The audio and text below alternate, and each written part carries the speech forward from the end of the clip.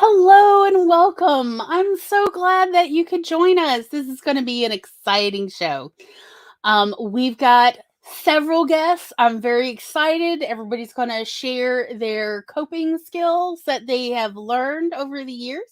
So, without further ado, let's get to it. It's Megan! Yay! Megan Hello. is here. And guess who else? Charlie! Yoo-hoo! And all the way from across the pond, it's Colin. Hello. Woo. You know him. I love him. It's my little brother and technical producer, Tom. Yay! Woo. We made it. We're here. Here we are. Woo! You know, it's the first of the year. It's the first show of the year. And how's everybody's 2022 going so far? Pretty good. I mean, Pretty relaxing. you're Yeah. all here, so that's like a good sign. Yes. Right? It's already a good sign. So yeah, I'm kind of excited about today's episode. I know I've had to over the years work on my coping skills. I even at 19 years old went to see a therapist for the first time. And when I sat down, she's like, "So, what are you here for?" And I'm like, "I'm here to learn coping skills." And she's like, "I'm sorry, what?" And she's like, "You didn't come here because something's happening." I'm like, "Hey, I have troubles. Everybody has troubles, but I just don't feel like I really learned how to cope well as an adult." And everyone I asked, like, "Well, you seem to be coping okay. Where did you learn it?" And people are like, "Oh, you learned it from family." And I'm like, "Well, what if I didn't learn it from family?" And they're like, "Oh, well, maybe you go see a therapist and ask them how to cope." So I made an appointment. And she's like, "I have been practicing for 32 years, and you are the first person to ever come in here for that." Interesting. Yeah, bravo you. Well, I mean, I figured, well, don't you go to an expert for expertise, right? That's what you Yeah. do. That's smart. Yep. So, because I didn't want to beat around the bush and learn it the hard way. Yeah. Did they give good advice? Oh, yeah. I saw her for a little over a year, over 30 sessions, somewhere between 36 and 38 sessions. And pretty much the format we came up with was I would tell her about an incident that had happened in the past week or 2 or 3. And she's like, "So, what did you do? How did you deal with it?" And then she's like, "So, is that how you wanted to deal with it?" And I'm like, "That's not the result I necessarily wanted." And so then we talk about, well, what is another way to deal with that kind of situation to get the more desired result? And so then, yeah, we came up with lots of different stuff. And she's the one who got me into journaling regularly and writing poetry, which now we're working on a chamber opera with my friend who's a composer based on several poems I wrote for therapy. Oh, that's cool. She was the only Yeah. person I was writing poems for. So, yes, Tom is going through all the chat. Maggie's here. Megan is in the chat doing double duty because she knows I like to say it.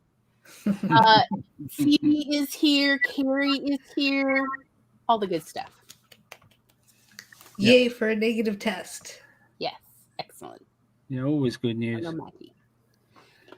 So, Yeah, I mean, I think you may have had a similar therapist to me. Ooh. Despite the difference. Oh in yeah, travel. despite the different sides of the pond. Yeah, I mean, I was with Hello, my baby. last one a few years back. Yeah, we were together for a year, and she got me journaling, and also I did exactly the same thing, incident based, CBT, and then chat about it. And yeah, no, perhaps it wasn't a good idea to throw a fried egg at a person behind the counter. And how could I have dealt with that differently? Yes. Pause. Yeah, I actually found especially at the time, I did not particularly enjoy talking about incidences, but I had no issue writing about it. Mm-hmm. So I found that the more I journaled, because she would read them in session, the more I journaled, the longer she would be reading. and that would eat up the session time.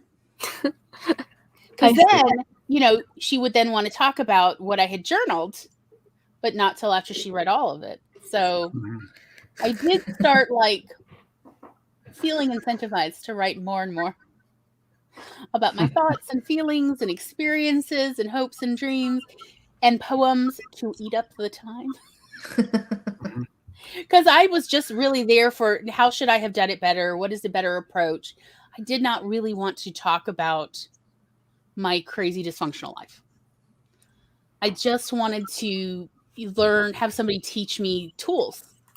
Mhm. But she wanted to talk about my life, and this was my like workaround, which yeah, I'm sure she kind of figured out. But you know, it did actually give me a very useful skill because just the act of journaling can be incredibly therapeutic, whether you're actually actively seeing someone or not.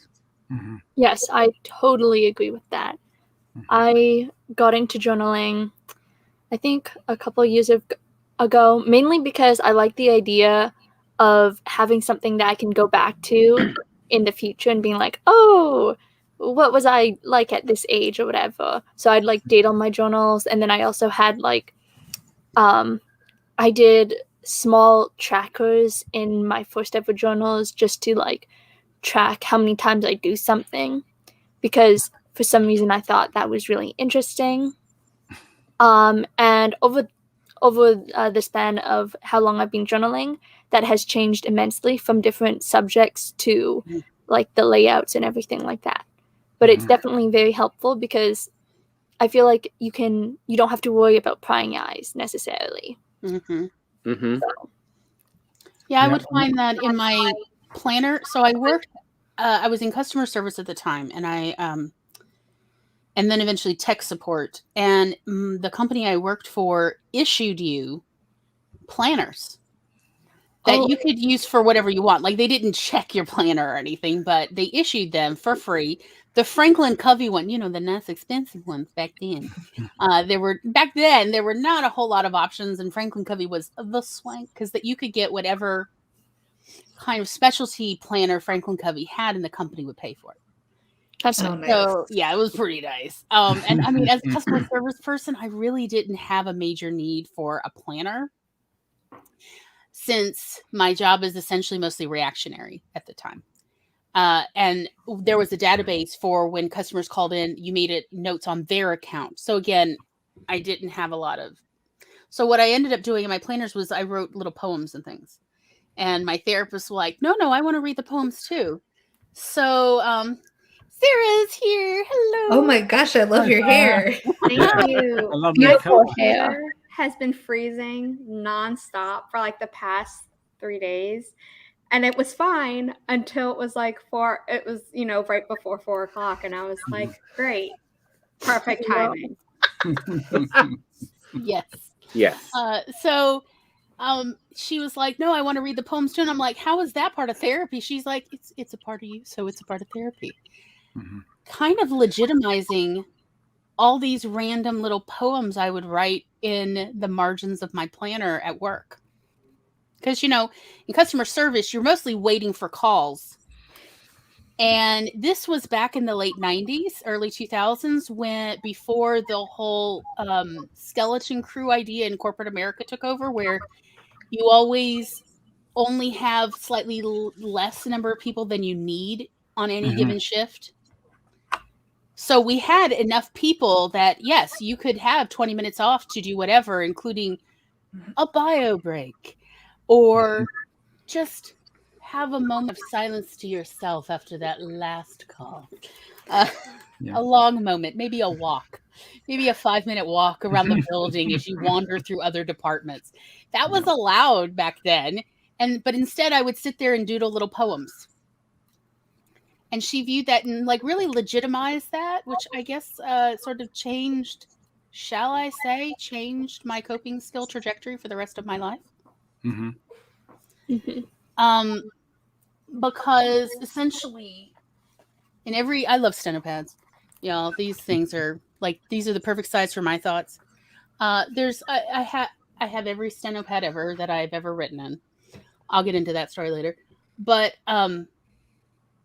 between the grocery lists and the notes from various committee meetings I have been roped into are stories and poems and plot outlines that I write, in there. And that's partly because of that therapist who was like, no, all of these are legitimate parts of our time together, as well as some of the poems she even asked to photocopy for her own personal use because she liked the poems.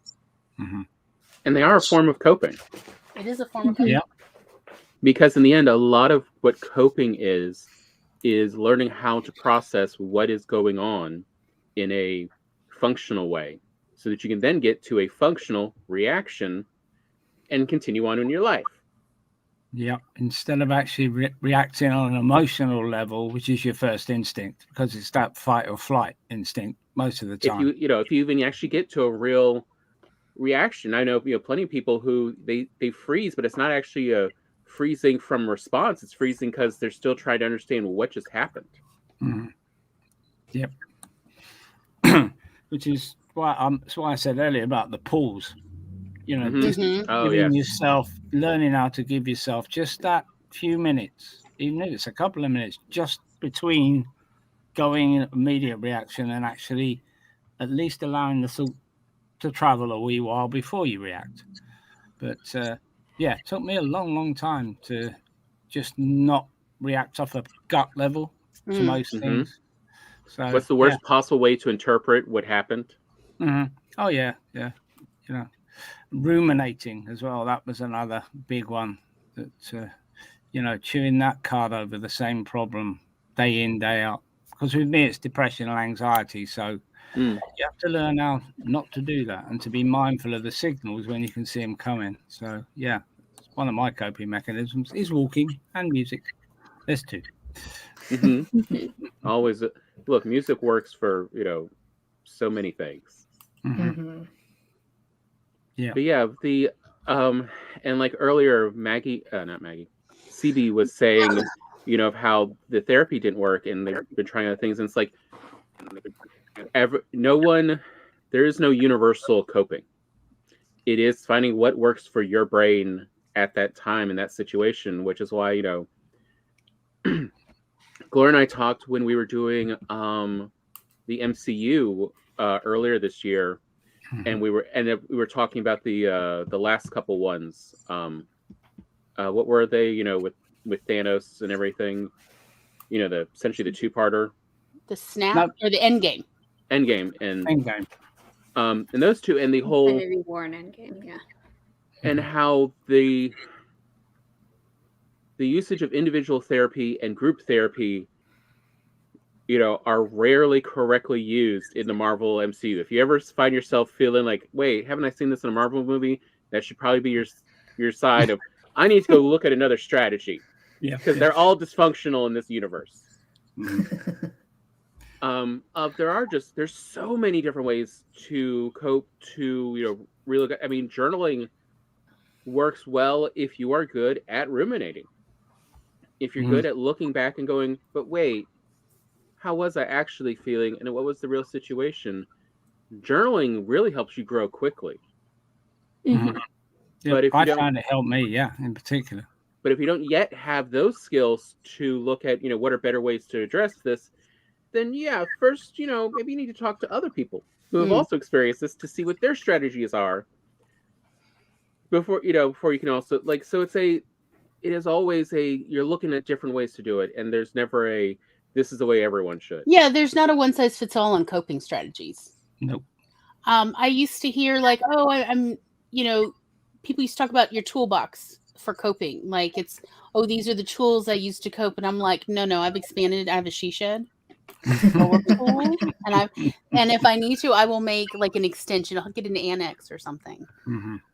Because even though I've found many wonderful coping tools, I'm always finding new ones that work for new situations when all my other tools, how is it possible I've made it this far and I don't have a tool that really fits this situation just right?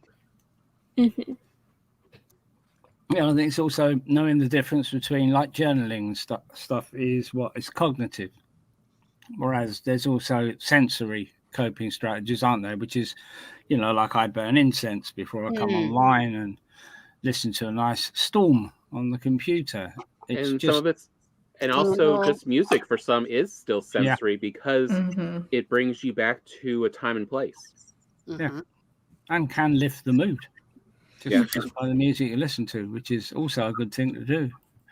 Because you can't always go for a walk. I mean, especially not in the years of the panini, you certainly can't go for walks. But yes, I heard how restrictive it got for a while with UK walking. Like, you weren't allowed to sit at benches, apparently, or at least not unless you were at one bench and somebody else was at the next one along. I mean, I'm lucky I have a moor just out the back here, so the moorland's, it's nice and flat and you can walk there, but not everyone's I'm not going to insert all of my walking on the moors jokes, but please know that they're already in my head and I'm running through the entire Rolodex. Yeah. Because I did go through a phase as a teenager. Billowy. It was mostly nightgowns. My parents were appalled that I would walk in the middle of the night around our neighborhood, just going, I'm having a moment now. Anyway, so sorry to Colin, but yes, you had the moors to walk through, and I'm like, but it's only a single moor, and there's a golf course just the beyond one. it. Yeah, just the one. One more, Glory. It's not Oh, there's another one at the Still other more side than of what the I road. have in No, New you York have one City. more than us.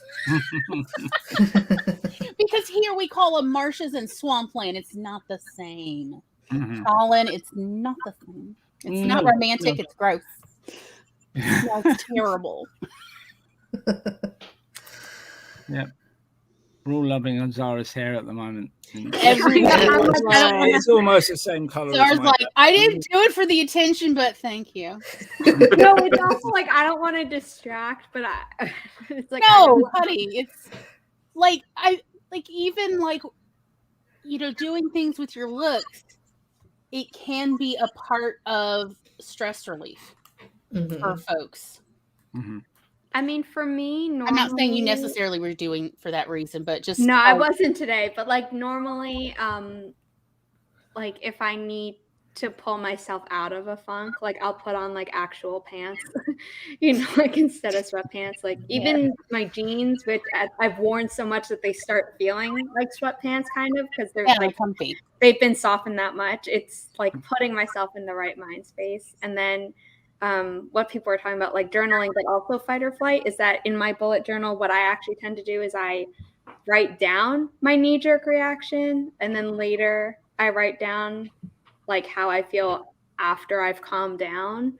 And then I look at both of those, and in my weekly therapy session, I talk about it. And sometimes I totally forget that something upsetting happened. And she's like, well, you have every single symptom, so you should read your journal again. And I'm like, hold on, like while I'm on the phone, and I'm like, because my weeks are 2 pages long. Or no, sorry, they're three pages. Oops. Oh. The gremlins. The gremlins are out, The gremlins y'all. is long. So Save I'm your like, work. Zara, you still with us? No, maybe. Half. I can hear you. Okay, I think I'm 'cause broken. you're. We can see you, but we can't hear you.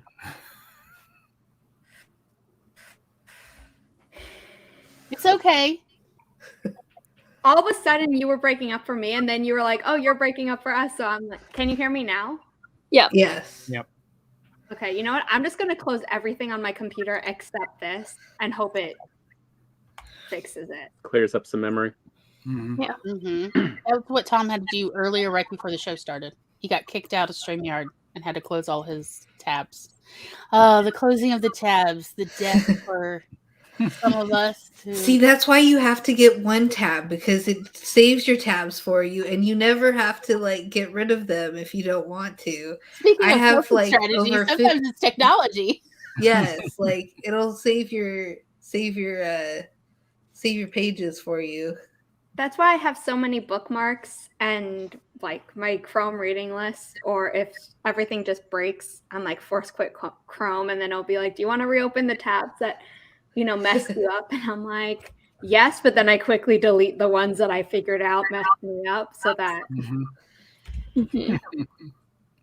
Yeah, so I can never chat in chat when doing live streams Mhm. because I never have YouTube open anywhere near me. It's just this one tab, StreamYard, and that's it. I used to, and that's normally fine. But just like after the problems I've been having for the past few days, I'm like, I don't want to Mhm. risk it again. Yeah. See. Yeah. Sleep is another method. It's like all these coping strategies that we're talking about. The fact is that people seem to forget they can also become not only distraction coping skills, but also a habit in themselves that Mhm. just prevents you from moving through that you're trying to cope with for a moment. So they are a short-term problem solver, yeah, but I don't know. I think as you've now moved to the extension and moved to another extension to keep moving on the coping skills. That's what you have to do. Yeah. Can't Me, like watching TV is great, but do it 8 Yeah, and I 9 think hours a day. I think a very basis for useful coping strategies is boundaries. And especially when, like, I know when I'm in crisis, boundaries are the last thing I want to deal with or think about. But Mhm. boundaries are very helpful for not overusing any coping strategies to the point that they can even become destructive. So, Yeah. I had to limit my naps. yeah, I love playing games that I love to play. But in order for me to not be constantly worrying, am I using this as a form of distraction or a way to avoid processing or dealing with things? I've set boundaries for when it's appropriate to play the games that I love so much. And when it's like, no, this is not the time, as much as that may hurt. So to try, and do I always succeed with the discipline? No. Nah. Kidding. No. But I am consciously aware that, like, okay, I did not have the ability this time to, avoid this distraction, but I'm aware I just get back on the wagon tomorrow, or I get back on the wagon next hour, or whenever, without worrying, because again, perfection can be a trap. Mhm. It's always So, yeah. I mean, it's a fallacy. It's silly. And it's kind of weird that we as humans are fascinated with perfection when it's like, but what is that? It's not a real thing. It's like it's a beautiful fantasy we think we can somehow incorporate into real life. well, I think it's us trying to avoid failure or like being critique, like not a constructive critique, but being torn down by others. Like we want to be accepted and we don't want to be. Yeah. I think it also depends on what you're trying to cope with, because if the crux of your problem, as Eva pointed out, is like you're really tired and you're just grumpy, and so you can't rationally react to situations, I guess, in a better manner than you could if you were fully awake, then sleep is the right thing to do. Yeah. Whereas if you just slept off every single thing, then you could be a cat then, maybe. Oh, that's the dream, isn't it? Or my dog, who is secretly a cat. Yeah, so that brings me to another thing that I thought was interesting, is that during the pandemic, I think there was a big swell in pet ownership, because pets was a coping mechanism for a lot of people. And in fact, there was this stuffed animal that was invented and sold very well, but I forget what it's called. But basically, it was like this stuffed animal, and it was furry, and its tail wagged, and it purred. But it wasn't a cat. It was just, it could be any animal, but it purred, it was soft, and its tail wagged, so that you could have a fake pet, just in case Weren't they using those in nursing homes to help with seniors maybe with like touch deficit and stuff like that, to help them, cope with things? Well, even years before, there used to be, I don't know if y'all saw these, but it was like a cat sleeping in a little cat bed, and it would breathe, like it would. Oh yeah, I've seen breath that. would move its ribs, and it would purr. It would make noise, and you could hold it, and it really did feel sort of like you had a small cat or a kitten. Interesting. And I actually knew a bunch of different people who would put it on their bed to sleep at night, like their other pillow. Oh. Mm-hmm. So that they didn't feel alone, because it would purr and breathe all night in this very relaxing rhythmic pattern. And then anytime they woke up, they could just pet it, because it really did feel very nice. It was a very nice fake fur feeling. Mm-hmm. And then they would go back to sleep. And I knew like several people who swore by it, and they were very affordable around here. I mean, I think they were like $10 to $20. Oh, wow. And the batteries would last many months. So it's like, well, that sounds like a fantastic sleep aid. That's a really good investment. Yeah, like, so I remember those way back in the day. And so, yeah, when you see something that is like, well, I can't, have a cat right now where I live, or a pet at all. I'm covering over all the chat, y'all. He's got his mouthpiece ready. I did the Chrome, like, close all tabs other than the one I'm clicking on, and I was like, just get it all done. Yeah. But like, yeah, people were able to have that when they can't have a pet. Or some people told me like, oh no, I've got 3 cats, but none of them sleep in my bed. So I bought this, and now all the cats are jealous, and it's great. Whatever gets you through the day, especially if it's not hurting anyone. Only the pride of other cats. It's fine. Mm-hmm. The thing with everyone getting pets during the pandemic is that a lot of shelters were like, we can't just give you a pet, because what if you return them once life goes back to normal? And then the people who are keeping their pets did nothing to prepare their pets for the fact that this is not normal life. So many of them have developed separation anxiety. So your coping mechanism now needs its own coping mechanism, because it's what you're seeing. And my mom and I have like tried all these different things, and she's getting better now that it's like done more and more frequently. But for a while she was howling, and she had never howled before. Really? Oh, wow. The panorama. And my mom was like, I can't leave her. I was like, that's not going to help her. Like, yeah. It's hard though. I mean, because she doesn't know when you come back.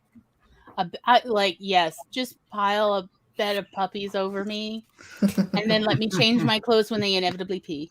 Like, when I told like some people in my family that like, oh yeah, like their sense of time is really bad for like, they'll know like their schedule, but if you leave, to them it's like forever and ever, because they obviously don't know when you're coming back. But even if they did, it's like, I think it's supposed to, which is some crazy. So the number might be wrong, but what I had read was like 30 seconds, and then it like feels like it restarts for them. So to them, even if you're gone for an hour, to them it's been like forever and ever and ever. Although I did think it was interesting, they did finally figure out how your pets, especially your dogs, keep track of how long you've been gone and when you will return from work. How do they do it? Whatever, they take the article of clothing you took off to change in the morning, and they judge time by how much smell is left in that clothing. And when it fades to a certain level, you return home every day. And that's how they tell how long you've been gone, is actually by how long the smell, how intense the smell is of you and your clothing. That makes sense. But like my mom's childhood dog would always know when her dad was coming home, and he like ran his own business and did chemical engineering. So like the number of things that could go wrong in a day and delay his return was like exponential. And he would still always know, even before, like obviously he could probably hear the car before any human. But I hear things the same time as my dog does, because I'm just that weird. But it was never uniform. So while I get that, like for people who have a set schedule, the dog can tell where it's like, okay, this is the amount of smell left, so they should be coming back soon. It's like, it's still kind of a mystery how my mom's childhood dog just. Yeah, I'm just thinking about they go on with some students over here in the some UK. dogs can be psychic. I'm just saying. No, I was thinking of students here in the UK who are not known to change their clothes every day. In fact, some don't. I wonder how the dog goes on then. They Well, still slept in a bed, so the bed still it is smells still like them. the Well, that's smell of it, you right. in that room or in that furniture is what, Mhm. because the way they actually tested this experiment was they put the animal in a room that the person had never been in, and then they would put a piece of furniture, like a seat that they always sat in while they were getting dressed or whatever, or they would put clothes. And they found then when they tried out other, like for instance, laundered clothes, the pet was very inaccurate about when they were expecting the person to return. But when Mhm. they were using freshly sat in furniture or fresh clothing that had just been worn, the pet was, again, pretty good about predicting. I think, what was it, usually within 30 to 20 minutes Yeah. accurate of predicting the return of a person. Mhm. It was so it because that's what they were trying to figure out. Is it scent based? Is it auditory? Where is this coming from? And yeah, the majority of dogs are using their sense of smell, which makes sense because they have a fantastic sense of smell compared to humans. It's You know, more than like- 100 times our ability or something. I think. Oh, I thought it was like 1,000,000 times more. It was something. Well, there was something where, depends like, on the I dog. think that's the number of Yeah, I was talking about dogs. sensors, but their ability is like 160 times our ability, is what Mhm. I had read. Again, it's like, But yeah, but they were wondering whether it was whether they were doing like bees with, where's the sun to figure out time, or what was their sense of time, because they seem to have a sense of time. Mm-hmm. yeah. As we've heard a couple people at our show, talk about okay, yes, I normally feed you in about 30 minutes, and it's in about 30 minutes. Give me a break. Yeah, she You know always what? goes after my mom 30 minutes before her actual time and then goes for it at the proper time. Mhm. That reminds me Mm. of a bee story. Because bees perceive time. Yes. Yeah. And I always Mhm. find learning about how insects perceive time is the funniest thing. It's not necessarily a coping mechanism unless you count me watching animal videos online. I absolutely count that. Oh, that's I count definitely that. a coping mechanism. Watching interesting documentaries is definitely a coping mechanism. As long as you don't overdo it, when you need to be doing other work. But yes, as a nice repast yes, it's absolutely coping. Yeah. One thing I think for sure for me is like time management is really important when coping. So like, as you said, boundaries. Like I will not watch any TV show Mm-hmm. while I'm focusing on school. And then the moment I have a holiday or a break that's longer than 2 days, then I'll sit down and I'll just binge watch everything. So yeah, and those counted on in that little snippet was how bees perceive time, which is apparently also a TikTok video. So But I mean, Interesting. honestly, a lot of what we're talking about here with coping is, distraction, is to, essentially trying to give ourselves extra time to process the thoughts. But Yeah, it like becomes time for the emotions to settle so you can think more clearly about Yep. what happened. Mhm. Am I in a safe space? Do I need to get myself somewhere space? And part of that is, what do they call it? There's actually a phrase for it, but essentially where you pivot yourself to a different kind of thought thing. Like, for instance, watching cool animal videos or documentaries, so that you can let those emotions die down and think a bit clearer about what is really happening. Mhm. Do I need to do anything? Or is this something that will work itself out anyway? And essentially the difference between it being a positive and a negative coping mechanism is it something that just helps you adapt to the situation, or are you now distracting yourself to the point that other problems are now cropping up because you're avoiding whatever the current issue is? mhm. And When hence it becomes maladaptive is when it's maladaptive. interfering Yeah. with other And things. hence that's one of the big parts that they really go through in therapies for people when they are trying to come back from addictions, is those addictions are coping mechanisms that have now gone maladaptive. Yeah. Wow, what lovely writing. Hold on, I'll make you big, Zara. Give me a sec. Okay. Now So we can this is from a website that I got.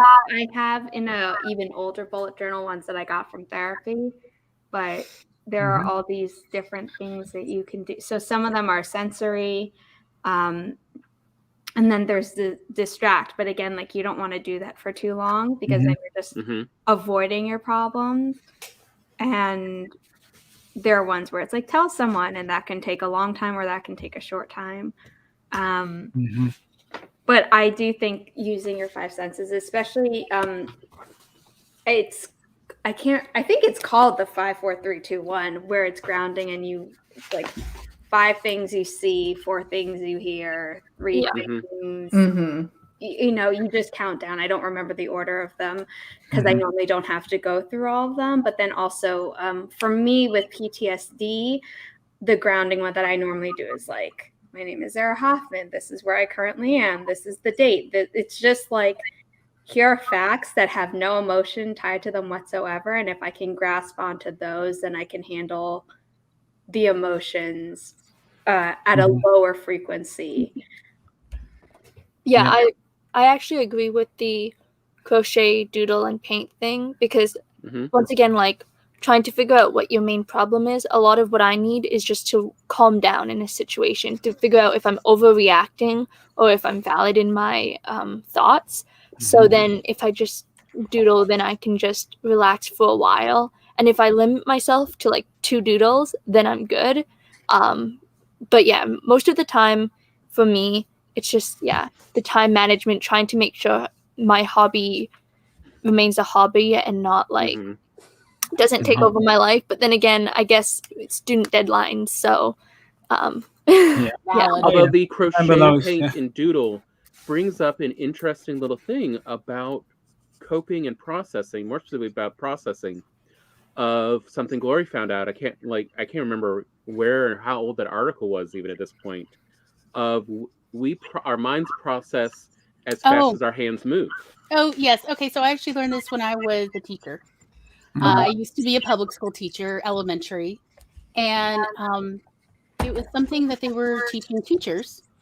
Is when you need students to learn a lot of data quickly, you need to give them things in their hands, and then everybody needs to be doing something at the same time, and you'll often get them at the same beat. So that's where we do rhythm stuff, so that they are moving their hands all together so that their brain will actually process through that data faster.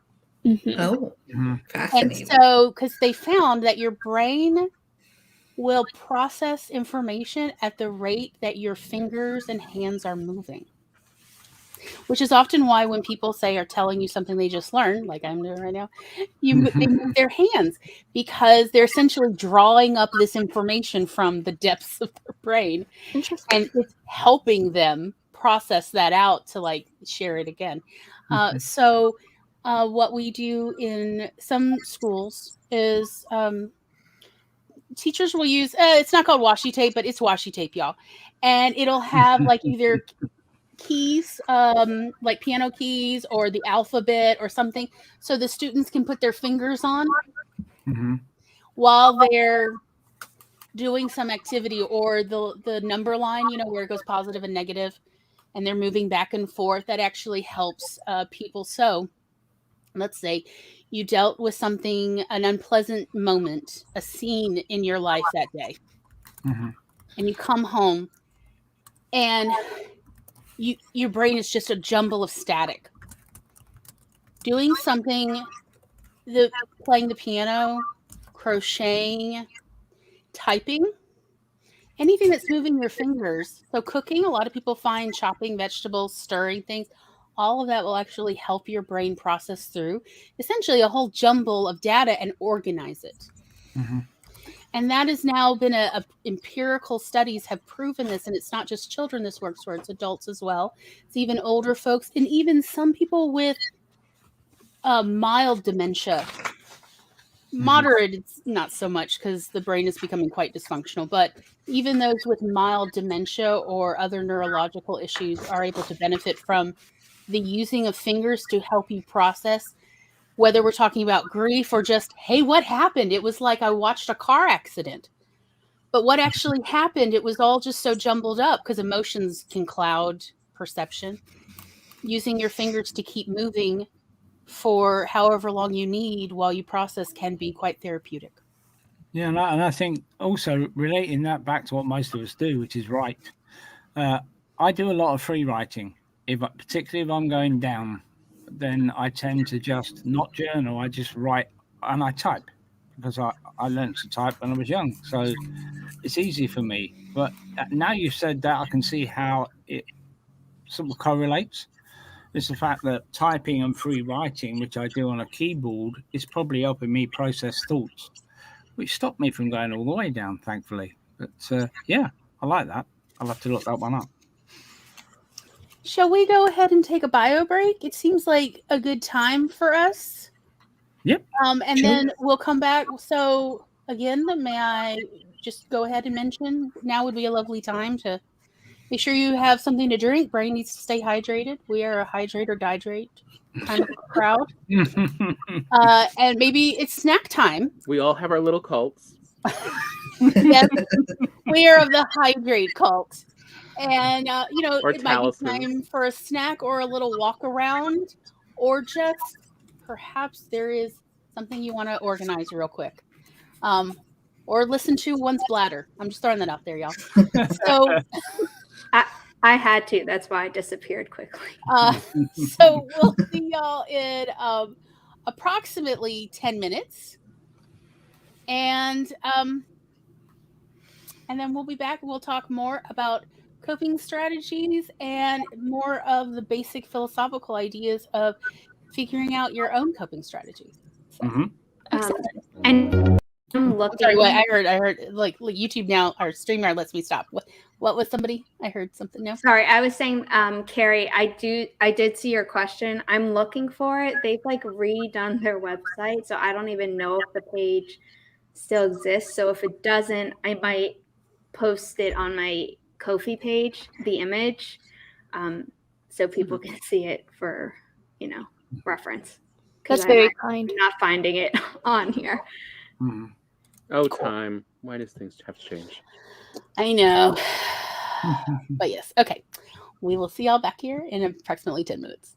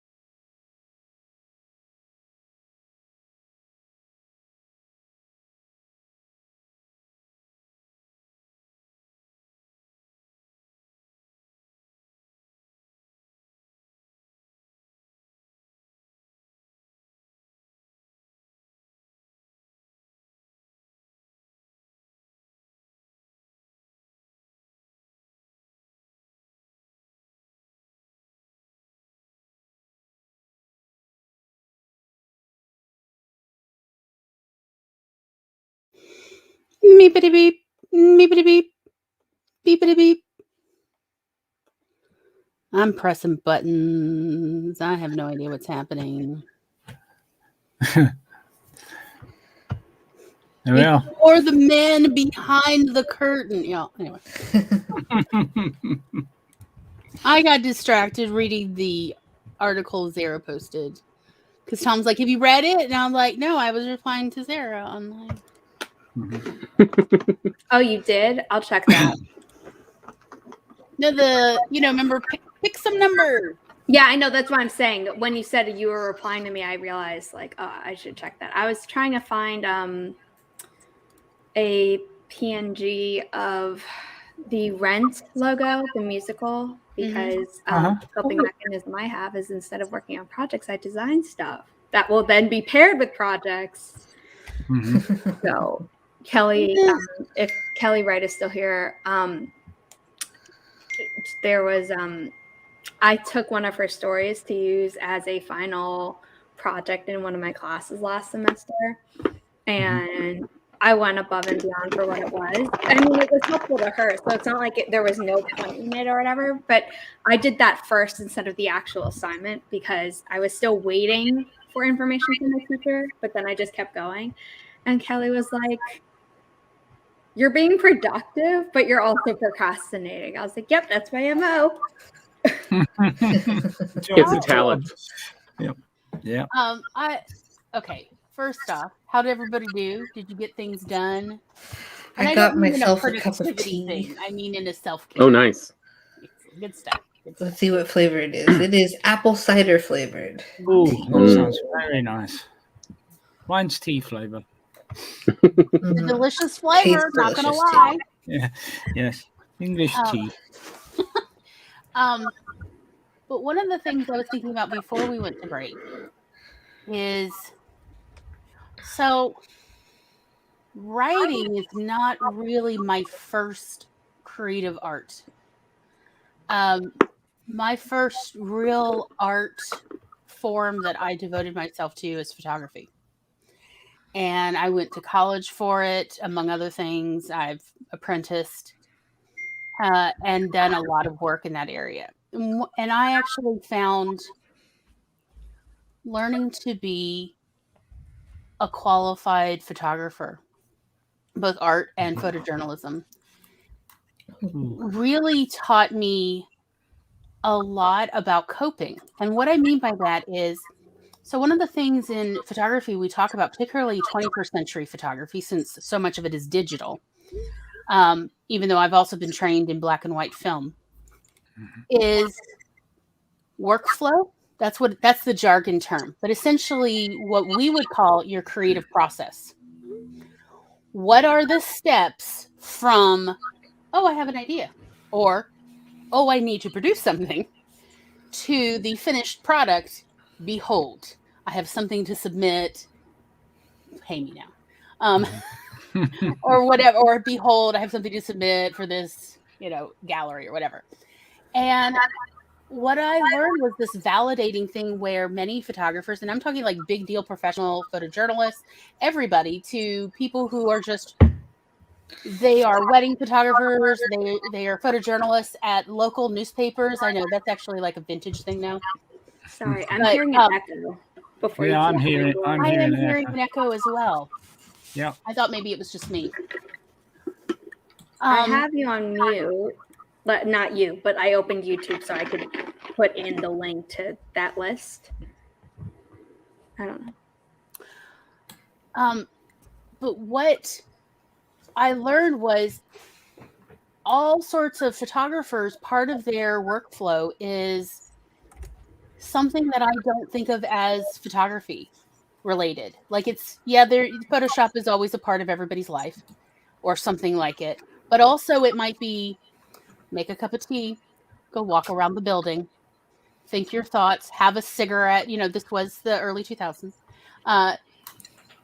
Whatever it is you need to do, that is be aware of all the aspects of your workflow.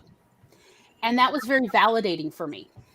Of all of my creative process doesn't have to be pinpoint oriented on producing a product. Mm-hmm.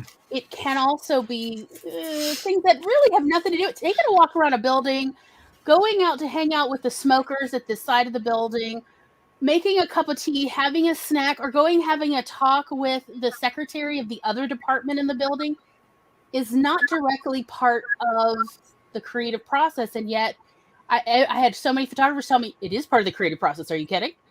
If that is what you need before you go to a particular step, or you always need to do it before you can finish your product, that is part of your workflow, and you need to respect that is your workflow. And you need to be consciously aware of that, of like, the product ain't finished till you've had a talk with Janet over in the English department. The product ain't finished till you went and hung out with the smokers for a moment and found out, even though you don't smoke, you found out which parties are going to be this weekend, or you talked about what everyone did at the parties the past weekend. That is part of your process. It is valid, and you should respect that. And I mean, like, I had scores of photographers, both art, journalism, all sorts of commercial photographers tell me, oh no, that's a very important part. And it kind of changed my whole idea of how creative works are done, but also how to cope. So I just want to point out, because I've heard from some writers that like part of their process is organizing their closet.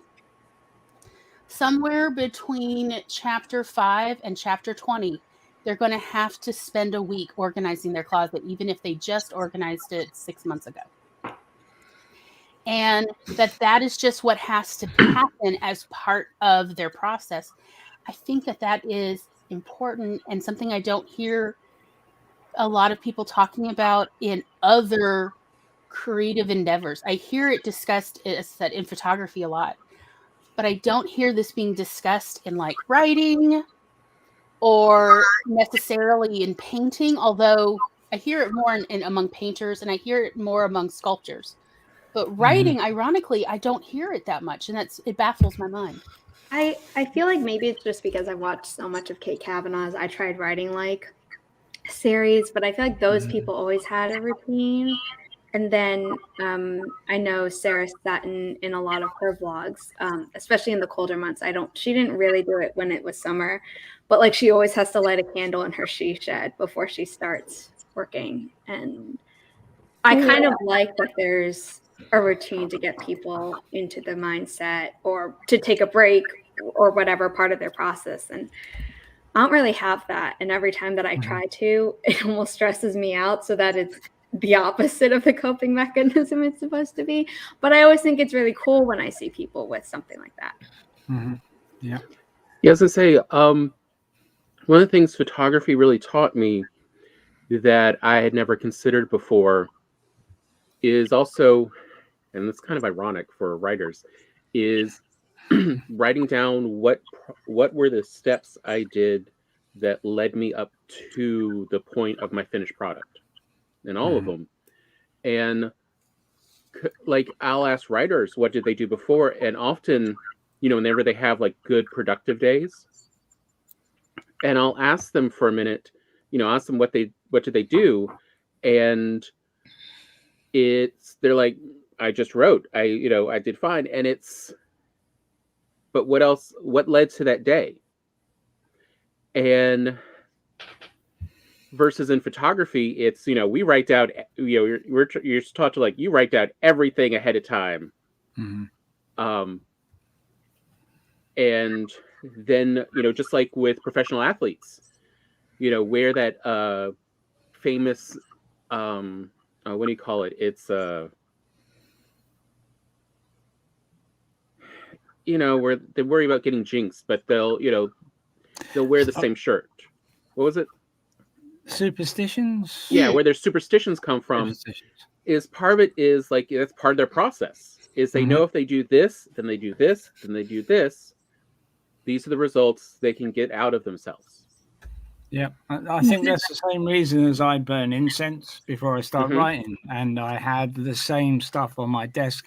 And although it's not at the moment, I like my desk clean and tidy before I sit down to write. And I wear my ring, and I've got my amethyst. And yeah, That is it. It's easing yourself in. It's giving yourself set stages to get back into that zone that you want to get in. And the athletes also have visualization, don't they? They visualize them winning the race. I usually visualize myself not managing 2,000 words in a day, and that works every time. But yeah, there's this need in modern times to say how much you're above anything that might be considered superstitious, but treating yourself like a robot is also incorrect, because humans are not robots. We are, very complex, strange biological devices. And some of that problem, and something Glory can speak at length on, is there's a part of you that really does never grow up. You do essentially have this little toddler in your head for life. It's the back of your brain. And there's only a few things that can reach that part of your brain, and it is not words. Words, especially like a paragraph of words, will never get across to that toddler. But emotions and songs do get across to that part of your brain. And so you do these things in part to communicate with yourself so that you can then be at your best. That's part of what, having that process that leads up to your output is to communicate with the rest of you.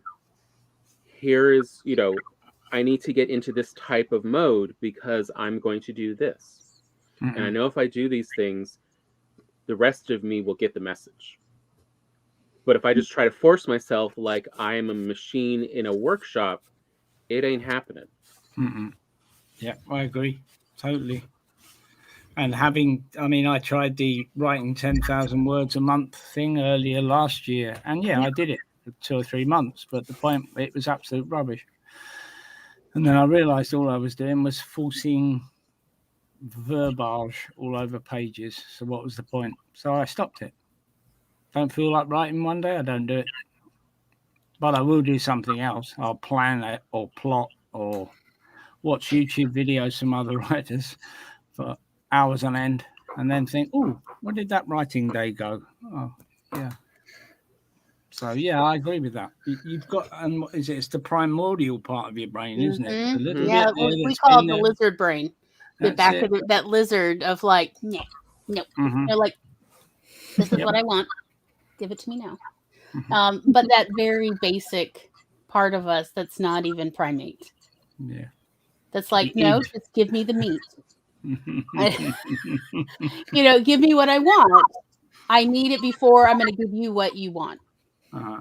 Which is probably to quiet down so that the part of the brain can actually do something it wants to do.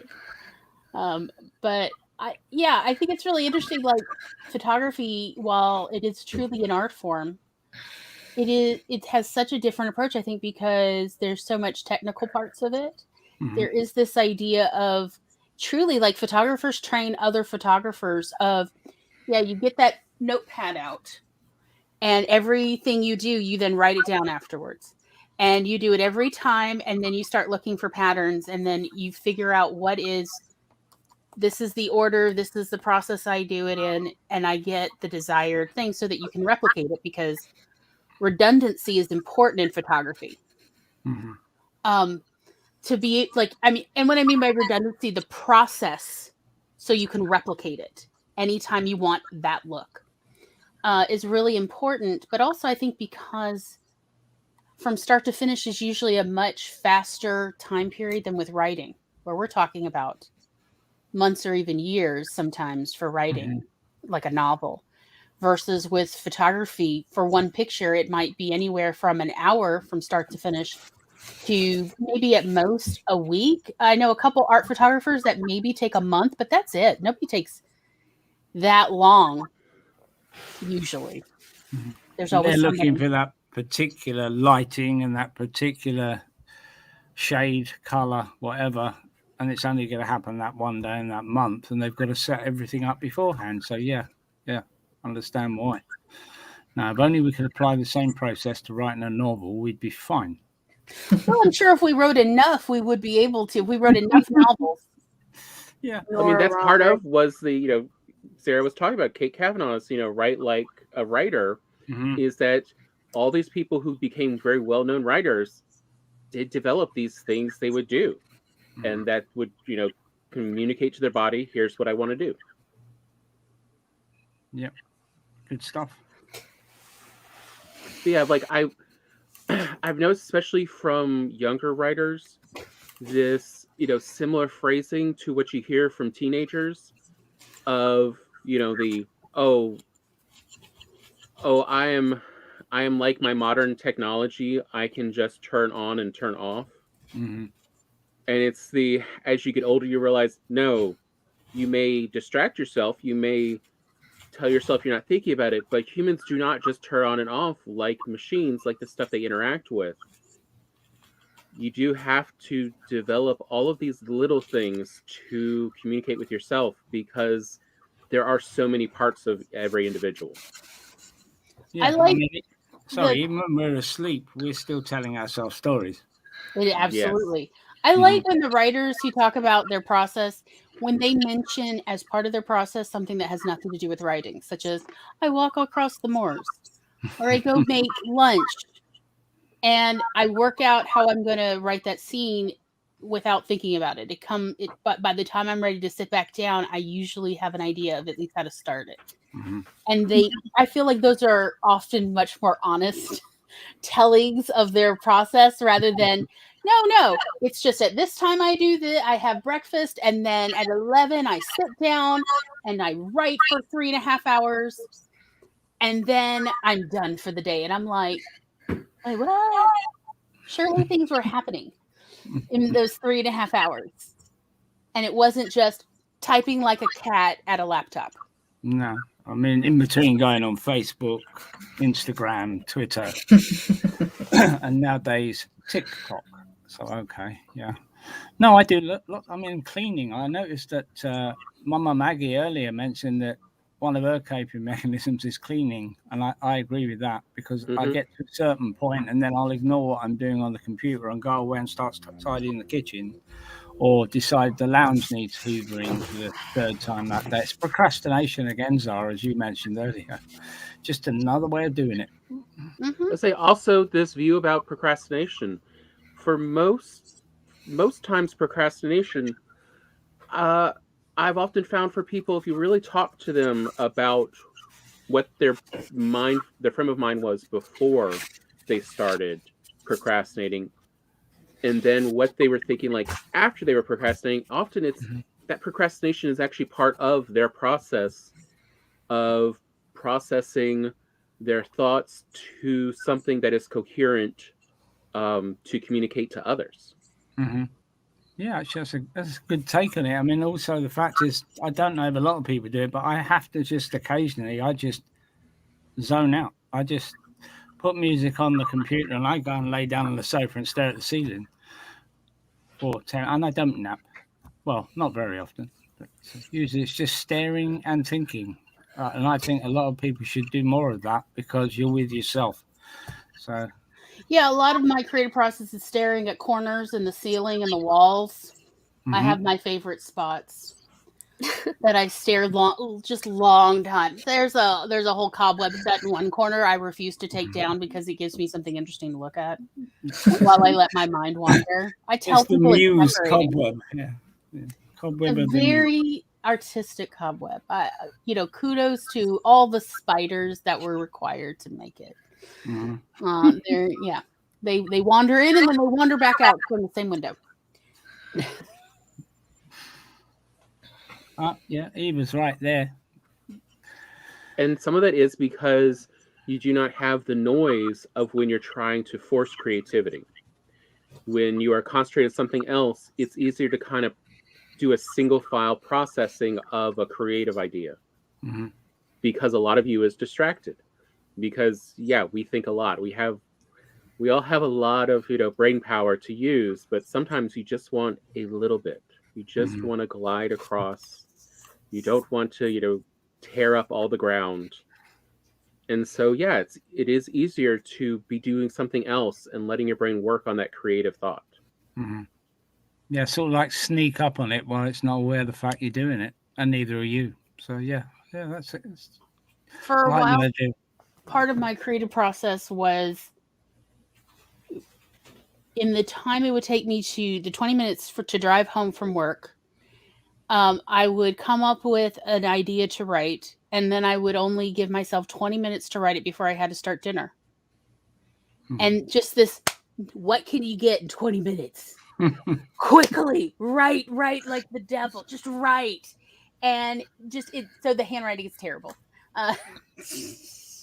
And then losing track of time because ADHD is real and going, wow, there's 20 minutes. I'm really getting a lot done. An hour later. And Tom's like, so I thought you were making dinner. I'm like, oh, what time is it? Oh my God. I thought it was like, 5:40. No, it's not. But like giving myself a limited amount of time and just saying, well, what can I do? And so it kind of takes the pressure off of, no, I have to finish this scene. Because I can't finish a scene in 20 minutes. I can't from start to finish write a scene, a proper scene in 20 minutes. But like, well, hopefully I can get far enough that it will make sense when I come back to finish it. Like that's the goal in a 20 or 30 minute time span. And then walking away of like, oh, well, bye notepad. Glory has to go like live real life. And, coming back and going, oh, I really like that because when I'm writing, on a clock, just, I got to get this out. There's none of this, oh, but is this a good sentence or could I have written that better? No, you can't linger. You have to just get it out. Because I learned that from journalism when I was a journalist and writing for newspapers where it's like, oh no, you go find the, event that you've got to go report on and you have to turn this in 40 minutes before we go to press. Because the typesetter has to have enough time. And so you're just like, okay, what can I tap out in the 40 minutes left before the copy editor has to get it? It's the last article. They've got a space. You've got 400 words. Just chew it out. and then people would compliment me afterwards of like, oh, I thought that was really well written. And I'm like, I just pooped that, y'all. But thank you for the compliment. But I find like it really, since you don't have time to linger, you don't have time to do a lot of editing even, it takes away a lot of that superfluous, that second guessing, I guess is where I'm trying to go. Because you just got to get out. And I find I do actually have a tendency to enjoy the fiction writing of people who've worked as journalists. So for instance, Terry Pratchett is my favorite former journalist. Even though, yes, he can... or he could really go on some tangents, but they were always interesting tangents. They still kept my attention, which does have to do with, you definitely have a journalism background for that. But that, there's something about writing on an insane deadline and they don't care about quality. They're just like, get it out. We just need the who, what, when, where, why, how. Just get it out. And because we have to go to print, you can write a better article tomorrow. And then maybe the editor will print it, maybe they won't. That is definitely helped me avoid second guessing my writing a lot more. And again, that's part of my coping because otherwise I can really second guess my writing to the point y'all will never see it because I'm like, I will convince myself in the time span of 2 hours that it went from, this is pretty good, I've got some work to edit it, to this is the worst thing that has ever been written in the history of humans. I need to burn my shame. Right? Yep. Like I will in 2 hour span talk myself out of this ever seeing the light of day. Yeah. And then my coping strategy is hide it from myself so I don't burn it. There's a meme that I've seen where it's like, oh, don't you have this thing? It's like, oh, I'm waiting for the mood to strike. It's like, what mood? Last minute panic. that always so worked. Many papers. It really did. Yeah, the assignment's due in tomorrow morning. Colin would be up from midnight through to going into class just to hand this thing in finished. Yeah, I did it weeks ago. Pure fear. I used to give myself fake deadlines when I was in college of at least a week before to finish it. so that I would try to finish it by that deadline, and then it had to be good enough to turn in. But then a couple days before it was actually due is when I would reread it in case it needed last minute edits, and that would usually get me from a B to an A. Mhm. Interesting. See, yeah, I'm like Colin. I'd write it ahead of time, and I'd leave it there, and then I'd look at the time and be like, oh, it's due today in like 5 minutes. Time to hand it in, and then I'd wait for like the 2-minute mark, and then I'd submit it, and then I'd panic a little bit, but it's Yeah, last minute always. Yeah, that was what I came up with because the last 3 years of college, I decided I wanted to graduate with honors because I liked the rope. I'm not kidding. I saw the very pretty. I think it was blue and purple. It like this teal. Well, it's teal, green, and purple for the cord, and I was like, nice. I want that. But you had to have a 3.5 to be in that, academic fraternal. Like it was whatever it was, the Kappa stuff. I don't know. It's the one for teachers. And I was like, but I want it. And they said when I was at a 3.2, it was like, we can take you on a temporary basis in the theory that by the time you graduate, you'll have brought it up to a 3.5. And I brought it up. It took me till the semester before the graduation to like pull those bootstraps up. But I wanted that. And that was the strategy I took to turn my papers from C's and B's to always A pluses. Was I set my deadline for myself where it has to be turnable in the week before the actual due date. And then it would sit there all ready to go, printed out and ready to submit. And then 2 to 3 days beforehand, I would then reread it with fresh eyes because I would have forgotten by that point what I had written. Reread it with fresh eyes and see if there are any glaring things I needed to fix, like spelling errors or citations or whatever. And that would pull the paper's quality up. So that was a strategy I used to use in case anybody needs that for anything. Just throwing that out there for you. I work super in advance by setting like fake deadlines, like you mentioned. And then instead of waiting until the last minute, though, I turn it in early and I'm like, it's done. It is what it is. Like, I mean, I'll edit it as I'll kind of fast draft it. And then like the next day or the day after, I'll edit. And then I'm like, it's not going to get better. Just get it out so I don't have to worry about the deadline. And I found around here, if you turn it in early, you get graded early and you get graded more harshly. Oh, wow. At my university. And it didn't matter the department. It was a disadvantage to turn it in early. Oh, I've never run into that problem. The instructor had not been disabused of the idea of these will be good papers. So versus instead if I slip it in with all the rabble, that it looks good by comparison because humans do have subjective reasoning, versus if the first one, they're like expecting it to be perfect and judging on that scale versus the real scale of human beings. Calm down. Although I will say, just like my university, as I said, like that's not everybody's, but I learned that the hard way of like, this is some BS. I mean, I've always been good at papers. Like when it's a test, a week-long test or something, I always take my time with it because I'm always paranoid that I messed up. But with a paper, it's like at a certain level, I'm confident in it. And I'm like, once I reach that level, I'm like, I want off my plate and out of my anxiety, because the grade that I get will be the grade that I get. Yeah. I mean, my final dissertation was 15,000 words. And I had all the notes and information collected and references, but I hadn't written the thing 2 weeks before it was due in. So, hey ho. But it worked for me. But I was at uni and I still had 3 smaller kids and stuff, and work. So you tend to leave things to the last minute and then fall out with everybody because you lock yourself in a cupboard under the stairs for a fortnight. So. Okay, Harry Potter. Yeah, exactly. It's gonna be fine. Yeah. I put like bread and cheese on the floor. They can figure it out. You think anything about HP was original? She was just writing about all the people she knew. Yeah. I'm not getting into that. Yes. She who must not be named. Fair. So, coping strategies. Yes. What y'all got on your chest you want to like share? Well, I Here. think one of my favorites, okay, so I got lupus about 10 years ago. I triggered it by cutting my leg shaving, and from that point on, I could barely walk. I was really, really sick.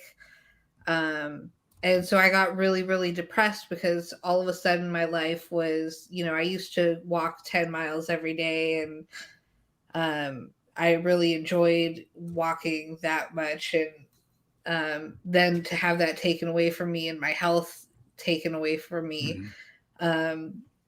I got really depressed. And the one thing that really helped me get out of that negativity spiral was to start a gratitude practice. And it starts with, you just have to come up with 3 things you're grateful for.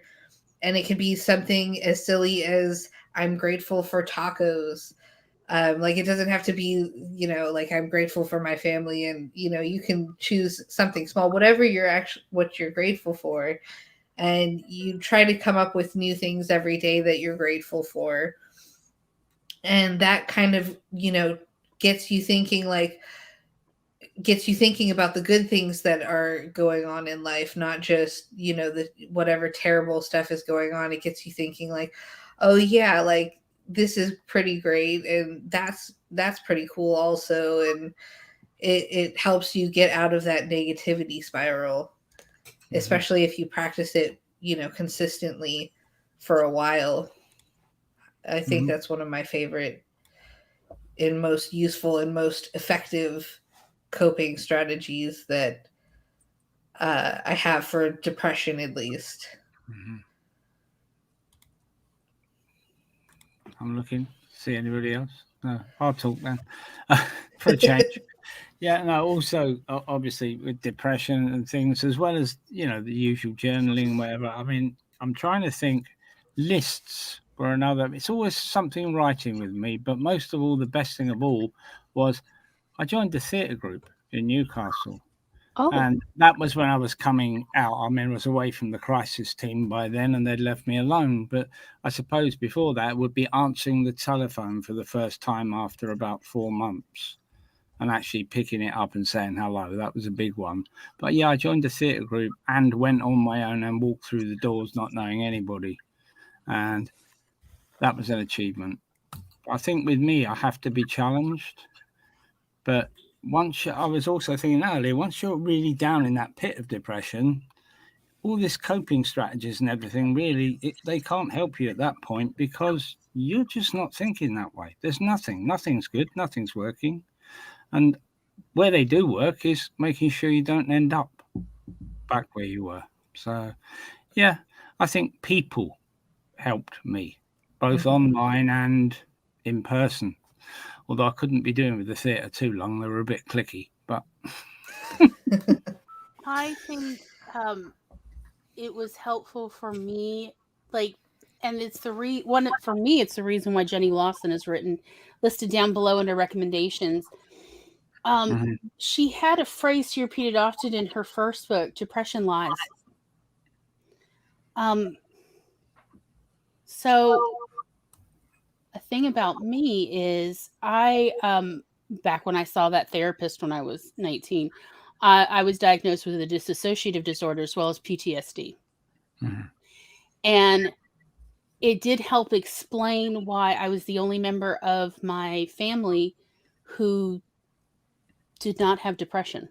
Everyone else in my family had already, in my first 20 years, experienced at least one bout of depression. Like moderate depression. So not just mild, but like moderate at the very least. Very obvious depression. But knowing that depression lies definitely helped me cope with taking care of family members who were going through months and years of depression. Is that, yeah, it lies. It lies to the person who is depressed. It will lie to anyone around them. And understanding that really did kind of answer so many questions and help explain so much to me the only person who wasn't experiencing that. And in fact, at one point they thought I may have been depressed. It turned out it was a hypothyroid. Got on medication, and yeah, it was just my metabolism was almost non-existent at that point. That was why I had trouble getting out of bed, not for depression reasons. And so as far as coping either with a loved one with depression or oneself is to remember depression will lie constantly and not to believe it. Depression will tell you you're fine and you're doing fine and nobody even notices you're struggling, and that is also a lie. Depression will lie about everything just to hobble you. Depression will lie to all your loved ones, to the people who care about you the most, and tell you, push them away. You're just doing them a favor, and that is also a lie. And so to just remember, and also for all the caregivers who are also coping, to remember depression lies. It always lies. It's the only thing you can be sure about depression. It lies. And so when you know that, then you know, I don't have to listen to the depression voice. It's fine. I can go about still caring for the person who tells me that they are fine and to go away and never come back. It's a lie again. Okay. Tomorrow, it will not necessarily be saying that because maybe it'll take a little time off, take a nap, and I can talk to the actual person maybe for a moment. It lies. And that was incredibly helpful for me as somebody who loves so many other people who have dealt with depression in their life, like experienced it themselves. It lies constantly. You could say to that person, I think you may be struggling with low mood, and they'll be like, oh no, I'm fine. This is how everyone is. You don't know what you're talking about. And I'm like, well, maybe I don't. No, it's lying again. Yeah, I'm fine. He said, whistling through the office with a smile on his face. Yep. That is actually one of the things, isn't it? I'm fine. Yeah. Should be outlawed, those two words. Well, really what I'm fine translates to is I am not offending anyone else. That is really what the word fine is used for in the English language, is no offense to anyone else. It is not a emotion. It is a societal status. And that is the confusion a lot of non-native English speakers have, especially in America, is what is that question and answer really trying to get at when people ask, how are you doing? It's, in America, it's asking, how are you in this group that we have temporarily? Is there something I need to know? Such as I am looking for something. I am doing this today. They are not asking emotional questions.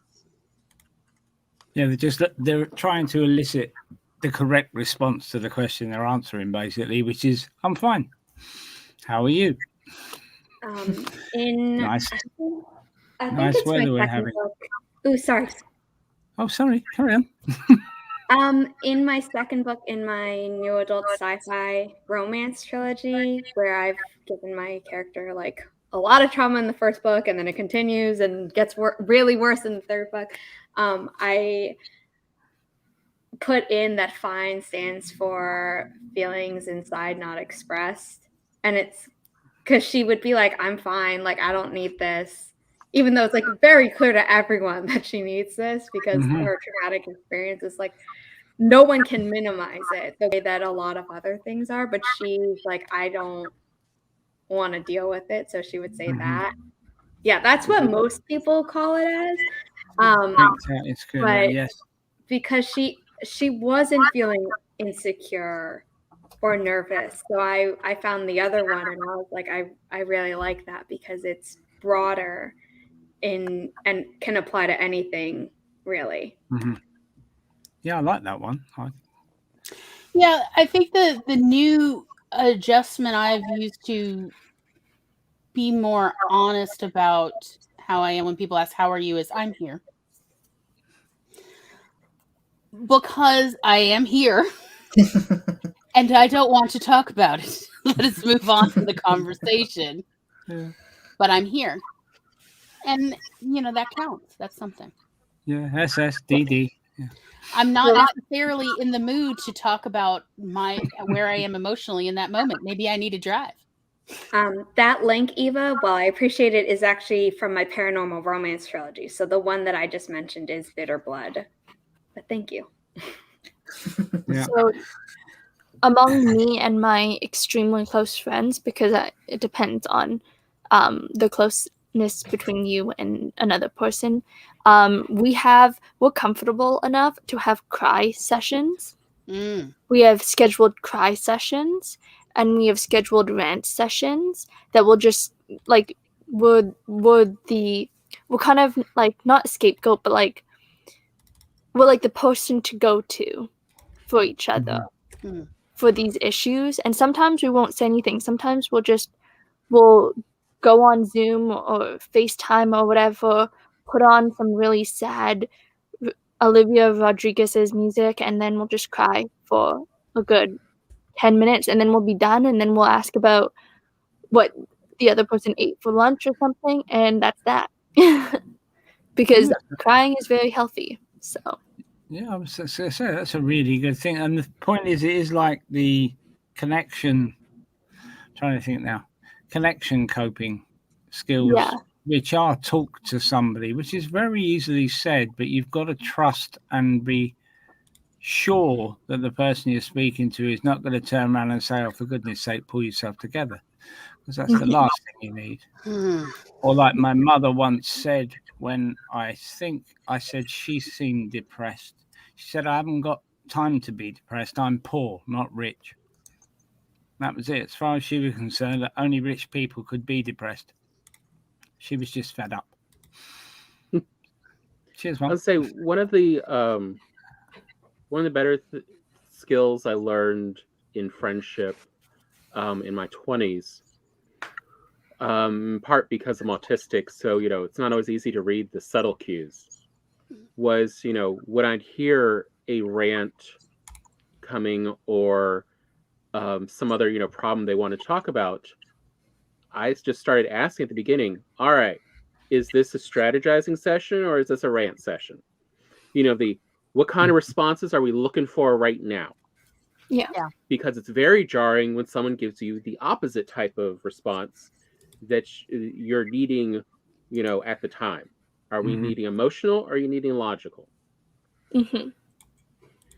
And once we did that, things did flow a lot easier because it's understanding what others need as well as like being able to communicate that. Hence there's nothing wrong with scheduling a rant. I mean, I need someone else to hear me because I cannot just say this to a mirror. Right? Yeah. You need someone else to like at least witness your rant, maybe also support you in your rant. I feel like it's sexist whenever I see it, but like what they say online is like, oh man, when they're like hearing someone's problems, like their first instinct is to fix, and then like their first instinct is to like just listen and validate. And I don't think it should be divided across that line, because I definitely fall like into both equally, and sometimes I just, when I'm not sure, I do ask the person, and then normally it's like part 1, part 2 type of thing, and it's normally like, just listen until I'm done, and then if you have a solution that you want to give me, like that's fine. But it is definitely something like, if you're saying something and they're just like, oh, you do this, it's like, that's not why I'm talking to you. But I mean, although that thing about the online about gendering it does get into the societal norms that we're raised with of what's the responses you give. That's actually more of what it's really talking about when you see this thing as gendering things. This is what society says, that if you are this type of person talking to this type of person, you are supposed to respond in this way. And versus the truth is, humans are humans. We kind of need all the above. Yeah. And we need a way that we can process it. Like that was actually part of why Gloria at first wasn't thinking about book recommendations and recommendations in general for this one, but then I was like, but we have a bunch that actually have led us to having far better coping skills and mechanisms than actually a lot of our other shows. Of like, no, we know we can recommend these books wholeheartedly because they get at how do you deal with life. Yes.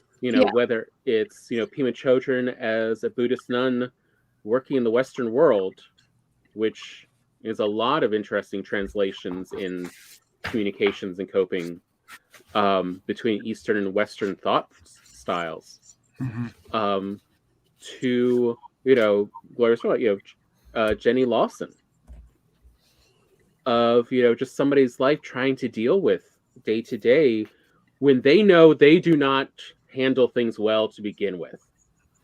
They never have, they probably never will. Life's just not easy, but at least I can tell the world about it in a humorous way, and we can all sort of enjoy the monstrosity that is my everyday. Of, seeing how other people do it, you do get to learn. You also get to see the power of levity. Is something also I think is really not brought up enough. Of if you can laugh about something, you can take away its power. That is why governments are often very afraid of comedians.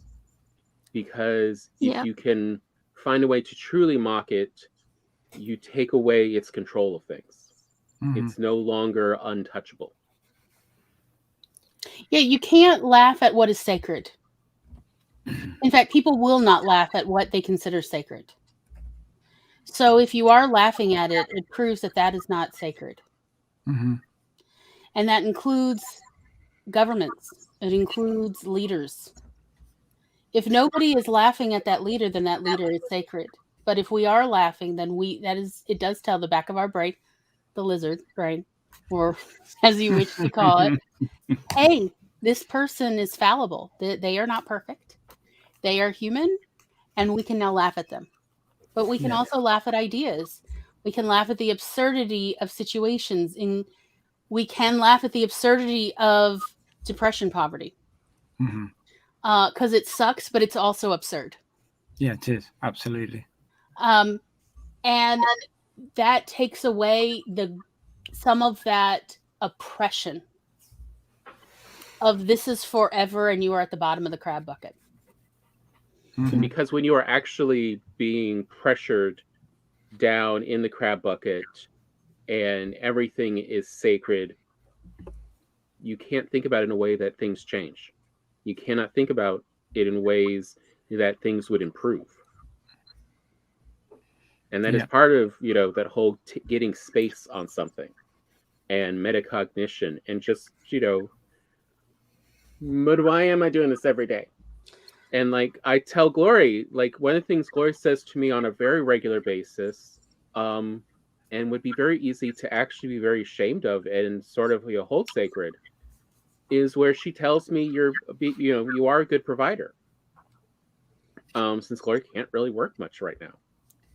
And most of the time I'm awake, I'm working. And I simultaneously consider this absolutely ridiculous. She tells me this. At the same time, I can also tell in the back of my brain. He laughs in my face every time I'm like, "You're a good provider, pet." Yeah, and he's like, seems silly. But the ends barely meet if they meet at all, Glory. And I'm like, but they most of the time meet.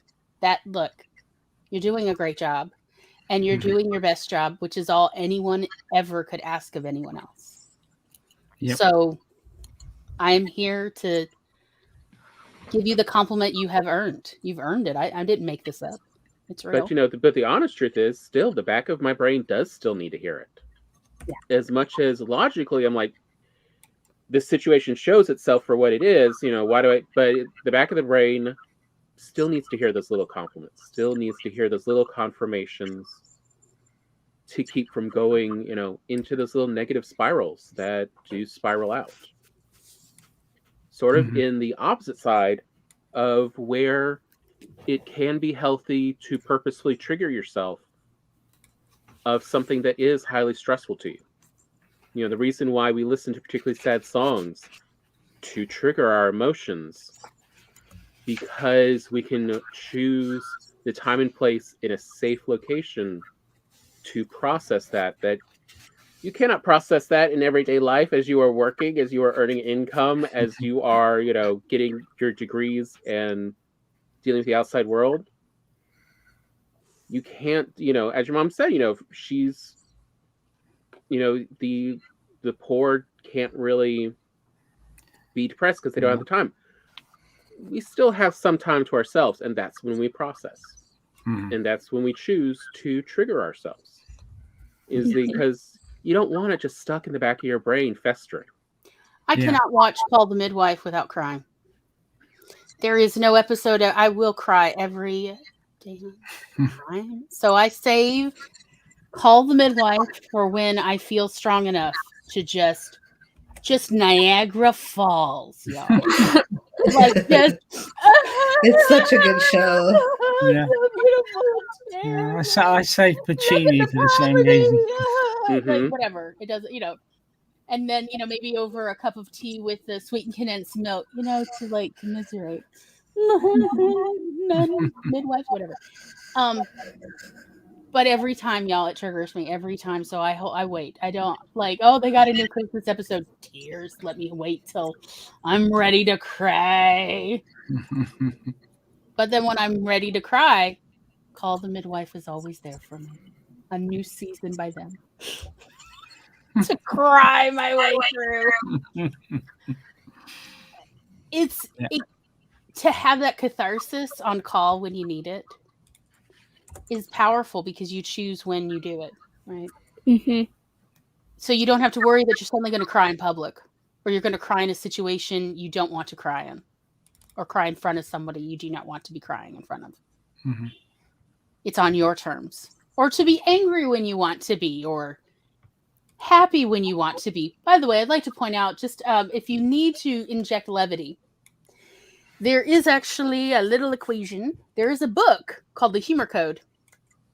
Mm-hmm. And their basic premise of how to construct a joke pretty much holds. Tom and I have been testing it out for literally years, and we haven't found that it hasn't worked yet. So here it goes. It's called the benign violation. You need something benign, and then you need to violate it. Or you need something terrible, then you need to make it benign. And that's a joke. So if you suddenly need to inject levity, like somebody is, say, emotionally telling you about their terrible experience, and you feel like there's this moment where you need some levity, they need to like kind of pivot.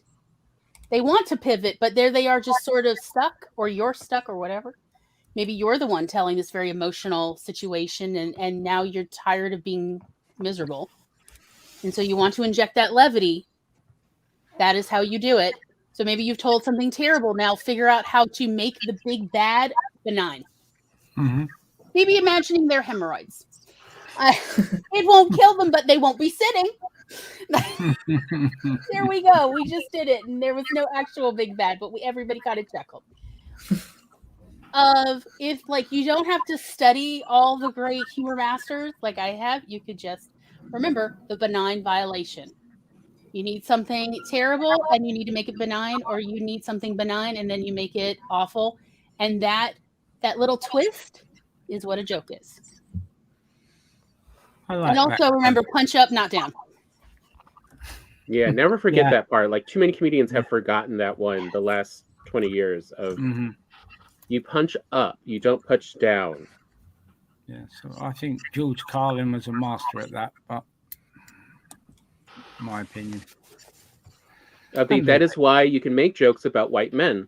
They are the ones most often in power in in most situations. Yeah. That's why versus making jokes about somebody who's transitioned and had gender affirming surgery, that's punching down. That is not somebody who's in power. Walk the streets. They are not in power. They are not the ones running the government. And which is a great shame, really, isn't it? Yeah, we have a clown. Someone who's known both sides. Yeah. Mm-hmm. Yeah. So yeah, benign violation and punch up. Just in case, as I said, humor is a wonderful, powerful thing. You want to see the truly Canadian joke right there? I love Canadians and their humor so much, y'all. Yeah. Oh, I once wrote for an article that didn't end up happening 50 things you need to know about Canadians. And it did include like my theory about under every Tim Hortons in Canada, they should have a bomb shelter just in case, because most of the Canadians will be at Tim Hortons if something happens anyway. So just grab the donuts and the coffee and just everybody make their way down into the bomb shelter. And it will save, like, my theory is 70 to 98% of all Canadians. So, You know Thank what? for summoning Come me. and make your way Hi, down to Laura. yeah. the. But We at will least, continue Speaking the of party Canadians. there. yeah, but at least they spell humor right. look, just because y'all got a deal on vowels doesn't mean every country got a deal on vowels. That's all I'm saying. Like, some of us have to economize. You know what though? Tim Hortons is being taken over by bubble tea. And So then it's also delicious too. I'll take it. Yeah. Of course, I So, don't know either of these taking my bubble places, but tea. fine. Yeah. Yes, Tim see, Hortons you is would be set. coffee. Yeah. And yeah, the bubble tea places are taking over. Like even here in the South, in the U.S., there's a lot of bubble tea places you can order from. oh yes. Yeah. When I have friends over, we walk along the street and I'm like, would you like bubble tea? And they're like, yes. And I'm like, okay, I'll point out all the options. Now look that way, now that way, now that way. Now that. And they're like,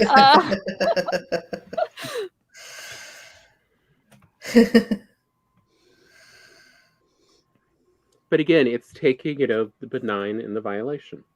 Mhm. Yeah, a nuclear war or something where you need a bomb shelter, that is a violation. That's terrible. But everyone grab the donuts and the coffee and we'll make our way down and save most of Canada. Let's make it benign. Mhm. So I wish to give all this power to all of y'all so you can all make your legacy. Yes, I should remember that when writing. Yeah, I love it in writing. When you've got to write an emotional scene, but you don't want it so uncomfortable that the reader puts down the story because it's emotionally so heavy that they Mhm. don't want to continue it. mhm. And that's where the power of injecting a little levity, a character injects a joke, can be very helpful to essentially keep the reader reading. Mhm. Good thinking. Oh yeah. Copy. I'm all about wanting the reader to go, I couldn't put it down. I'm like, yes. Couldn't put it down. That's how I receive my power as a writer. Very- I was late to work because I was reading your article. Yes, Mhm. the power surging in me. Yeah. Our roommates, me and my roommates, decided to decoupage our fridge with your articles. Yes, I Oh. met a woman at a party that said her and her 3 roommates had decoupaged every article I had written for this one newspaper, decoupaged it onto their refrigerator. So they originally started at the front, and then they went to the 2 sides, and all 4 of them would stand together, and one every morning, and one of them would read out loud one of the articles decoupaged to all the others, so they could like ready themselves for the day with one of my articles. Wow. That's Like, hilarious. And That's I was like, power. that's cool, but also no, you may not know where I live. Like, I'm so glad it's helpful for you, but oh wow. Yeah. No one no, I'm gonna need to like take a different route home tonight for sure. Mm. Like Glory starts her own cult. Yes. Yeah. It's a family tradition, and that would be the first member of our family to possibly accidentally start a call. It's happened a couple Oh, times. It's fine. Oh dear. Everything's fine. Back up, rewind. That's it. The bubble Coping tea mechanism. cult. Yes. I've just discovered what bubble tea is. Oh, Oh. really? yeah, a It's lot of the delicious. rest they don't. No one when they say bubble tea ever describes what it is. No. So So True, it's like- but so you're I like, figured, let me what go- is it? Tapioca. Like, you just make bubbles with your milk? You're like, no, it is. well, I did have ideas of. Yeah, I was thinking of Baldrick in Blackadder, but I don't know if you've seen that episode Oh yeah, where he's yes, making I've- coffee. Yes. Mm-hmm. might go to sleep watching it sometimes. Mm-hmm. Yes. I've learned a lot about British history from Blackadder. or at least enough to then go look it up. Yeah. Especially season 3 with Pitt the Elder and Pitt the Younger. I did not know that was real. I thought that was all humor, and then I'm like, oh, it turns out no, they're not that good at comedy writing. That's just real British life. Okay. Yeah. Curtis strikes again. Yes. Did you get a slice? I mean, this is straight up Canadian humor right there. Yes, it very much is. I love it. It's why we also enjoy, Letterkenny. Yes. So now seems like a lovely time to do a bio break if everybody is cool with it. And when we come back, we will share even more solutions and ideas. Oh, good, because I have plenty more. Oh, good. I have all these papers that my therapist gave me that I thought I'd share with you guys at some point. So I would love to hear those. I need a notebook though to take notes. Well, we got a 10-minute break. Yeah. And also, Megan was sharing some of it, and a bunch of these forms, because a lot of it is essentially worksheets, you can find online for free.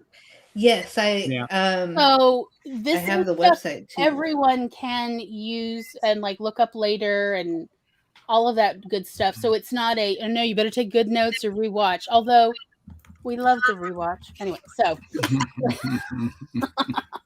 on that note, we're going to take a bio break. Again, how's your liquids going? Fine. Also, how's your bladder going? Also is it fine. snack time, walk time, or maybe it's just no peopling time? We'll see y'all back here in approximately 10 minutes, y'all.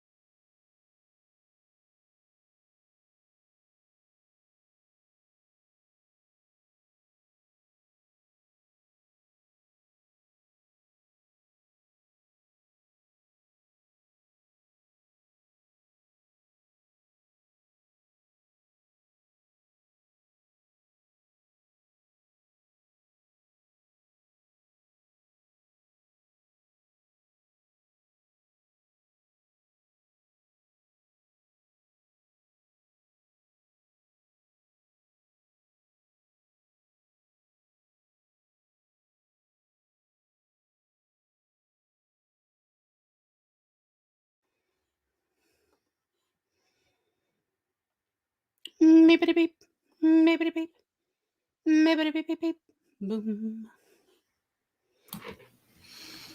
Yay! We did it. Woo! Even made it back to my studio computer. I was over at Tom's chatting with him. He did not give me a 90-second warning. How did everybody do? Fine. I was just looking. I was I don't looking at. even know what I clicked, and Oh, all of a sudden it like brought me to a new page, and I was like, I didn't click anything. I don't know. Maybe it was like a refresh or something. I didn't do it. Whatever. I'm here. Gremlins. The answer is Gremlins. Yep, Gremlins. Mm-hmm. Yeah, so I was looking at Carrie's comment there. She's counting down to summer because she can't wait to break out the pool. I'm looking forward to an English summer so I can break out my raincoat and galoshes. Yep. Maybe an umbrella or two. Mm-hmm. Yeah, it always feels wrong when I see somebody on a show, a BBC show in the summertime, and they're wearing sweaters, jumpers. Mm-hmm. And I'm like, aren't you hot? No. But that's because I live in the subtropics, where summer is like 70% humidity and 103 degrees highs. So I don't know what that is in centigrade. Sorry. Hot, super high. Probably, yeah. Probably, yeah, super high. I don't know, 34, 36. I don't know, something terrible. Yeah, so not a nice heat. No, and the humidity, like, and this is not a joke. Around here, it's not unusual when it gets that warm and humid to see catfish and mud skippers crossing the street, crossing roads to get to other ponds. They literally will walk across. Well, they sort of walk, like they got fins, whatever you want to call it, but they make their way. Oh, wow. And it is like, oh Lord, I do not need to see that. That just makes me feel like even worse about the humidity. They do it when there's not enough oxygen in their pond, so they're looking for a more oxygenated pond to be in. So legitimate reasons, but still, it's like they only do that when there's not enough oxygen and it's humid enough that they know they'll be okay on the dirt road. But that is real down here in South Mississippi. That's a thing that is not like a once in a lifetime experience. You'll see it every year usually. And you're just like, you know what? I'm just going to go back to the air conditioning. I don't need to deal with this guy. It's like, that's enough time outside for today. Right, exactly. Yeah. Like, I don't look, nature is reassessing it. I don't need to be here. I'm going to go back to the air conditioning. I'm done. I'm done for the day. Yep. So, yeah, that's our summers. I'm glad you all made it back. Mm-hmm. Well, yeah. Yeah. Y'all are doing amazing. I'm like, why do I keep talking? I could just shut up and sit back. No, don't do that, Glory. No, it's okay. You're fine. Yeah. I think Megan's got something she wants to share, though. Oh, well, I do have plenty to share, but I didn't know if anyone wanted to go first or... Well, I was say real quick, as I was, responding to Glory about that, that is the part for the Brene Brown books. As, she talks about vulnerability hangovers and why she's suddenly feeling this way. Is that just when you are being honest and open with others, it can be really difficult. And like, when your first response is, oh, that hurt, your brain kind of actually has a pain response and let me avoid ever doing that again. Yeah. Yeah. And it's like, yes, but also here's Megan. Sorry, Colin. Tom was like, but Megan's got all these forms, Glory, and you love forms, which is true. I do. So to start with, I should say that I have pretty severe anxiety. So that was one of the things that me and my therapist were working on was fixing my thinking patterns so that I would not be so anxious all the time. And these have worked significantly, helped me significantly reduce the amount of irrational thinking that I used to do. So let's see, I'll start with the ABC method. Now this can be also known as the ABCD method. But basically you start with the activating event. Then you go to B, your belief or thought that was caused by the activating event. And then you go to C, which is the emotional and behavioral consequence of that. So for example, I put on my form that my activating event was submitting an insurance claim. That was causing me a lot of stress. My belief or thought related to that, the reason why I was so worried about this submitting an insurance claim, was because I was afraid of being rejected or end up owing the insurance company money instead of getting money back for, what I needed the insurance claim for. And so then the consequence of that was anxiety, sleep problems, and avoidance. Now, let me get my other paper. Mm-hmm. So with the D and E, the D part of that is disputing the belief or thought that you originally had. So I don't have one for the submitting insurance claim, but I was worried about applying for jobs. And so my belief or thought was that I won't find a job, that I won't get an interview, or that if I get an interview, I will be underprepared for the interview. The consequence of that feeling was anxiety, procrastination, and it was causing me sleep problems. And then to dispute that, I realized that I was overestimating the chances of failure, the chances of disaster. I was predicting the future, which is where you guess what's going to happen before it happens. And then expecting myself to be perfect. So I had thoughts where I needed to do things perfectly, otherwise disaster would occur. And that's not a healthy mindset at all. So you dispute the thoughts. And so it kind of walks you through thinking through your problems that cause you anxiety and distress. So am I explaining this clearly? Yeah. Okay, good. Absolutely. I just want to make sure that I'm being clear.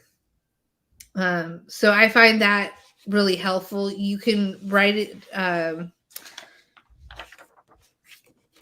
You can create like a chart that looks like this to help you with your filling it out. So you'd start with the A, which is the activating event, and B is the belief and thought. C is the consequence feelings, and D is disputing that. So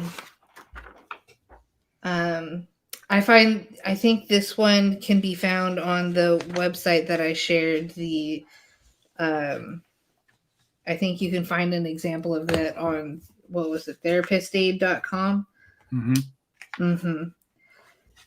So that covers. I realized that this episode's definitely going to need a list of links afterwards that I'll post. So it's collecting them all together, because there's a bunch of good websites on this one. Yeah, it is. And then some of my one of my other favorite worksheets is it's challenging anxious thoughts. So first you describe a common situation that triggers your anxiety. For example, giving a speech in front of a crowd or driving in rush hour traffic. For me, it would probably be speaking on the phone, because that's a big anxiety trigger for me. Yep. Anxiety distorts our thinking by causing us to overestimate the likelihood of something going wrong and imagine the potential consequences as worse than they really are. Sometimes just taking a moment to think about these facts can help us recognize our irrational thoughts. So imagine you are faced with the anxiety-producing situation from above. Then you describe the worst outcome, the best outcome, and the likely outcome. Next, you imagine the worst outcome comes true. Would it still matter 1 week from now, 1 month from now, or 1 year from now? Usually, anxious thoughts focus on the worst possible outcomes, even when they aren't likely. For example, a person who is nervous about giving a speech might think, I am going to forget everything and embarrass myself, and I'll never live it down. As an outside observer, we know that an alternate, more rational thought might be, my speech might only be okay, but if I do mess up, everyone will forget about it soon enough. Using your own worst outcome and likely outcome from above, describe your irrational thought, and then change that to a rational thought underneath that. So that is this worksheet. Mm-hmm. And it explains it all very clearly. I'll probably take pictures of this and post it in Glory's Discord so you guys can like write it down for yourself and or like print it out and use it for yourself, because this one can be found on therapistaid.com, and it's a fantastic anti-anxiety thought reconfigurator. I love that word, reconfigurator. I would say that people should search for a DBT manual because it covers a lot of what Megan said, but sometimes it calls it different things. So like the assuming the worst is going to happen is called catastrophizing. And then what you do is you do the worst case scenario. And it's like, if this happens, then it means this. And you just keep going until you realize that, so what? You also, so DBT is called Dialectical Behavioral Therapy, which is slightly better, in my opinion, than cognitive behavioral therapy, because while both have challenged the thought in it, dialectical behavioral therapy recognizes that sometimes you're challenging the thought, but you're still feeling a certain way, and that they're both okay. It's not that you have to completely eradicate the feeling to do better. And sometimes you have two things in your head at the same time, and you just have to move away from the did I freeze again? You froze for a second, but then it continued on, so we didn't miss anything. Yeah. Yeah, that was where I raised my hand for a minute because I was trying to see if it was me. And that's literally how I do it, is like, does my react? Yeah, that was so. I just thought you were waving. I was going to wave back. Yeah. Where you need to bring yourself in from both extremes so that it might still be uncomfortable, but at least you can function. So those, they also have DBT habit cards where it like covers anxiety habits that you can do to like make you feel better, and then all the coping skills. There's a lot of good things there, and I think it's pretty all encompassing, so you can take what you like and leave what you don't. Yeah, I definitely sympathize with the telephone thing, because that was one of my biggest ones. As I said, using that telephone for the first time was a major, and I still thought it was going to be somebody telling me that they were obviously going to come and take me away sometime soon, but turned out it was just the crisis team on the phone saying, you got to the phone and answered it. Well done. Good Put job. that one on your chart for today. Yep. But of course, we don't have the worry of having to pay for it here. That's the best thing. So it's all on the NHS at the moment. I was reminded while Megan was talking about the worksheets about a technique that Tom and I used to use. I think it was something we sort of riffed on actually from one of my therapists. But so this was the storytelling. It was like probably 12, 13 years ago. It was at the start of my life falling apart at that point, like another time. My marriage was ending in part because, and I quote, "You're spending too much time taking care of your mom and not enough time spending time with me." Yeah, so, which I was like, goodbye. Don't let the door hit you. Don't let the door hit you on the way out. Yep. Because we knew something was wrong with mom, but we didn't know yet what it was. But she had the cancer cough again. Every time mom had cancer, and this was the third time, but every time she had it, she would develop this persistent cough that wouldn't go away. So after the first 2 times, and each time she was diagnosed with cancer, and we were like, oh, that's the cough. And then the cough came back years later, and we were like, it's back. So while they may not know which one yet, it's we'll have to figure it out. So I was spending a lot of time with her, taking her to a variety of doctor's appointments, including in other states. And my life was falling apart.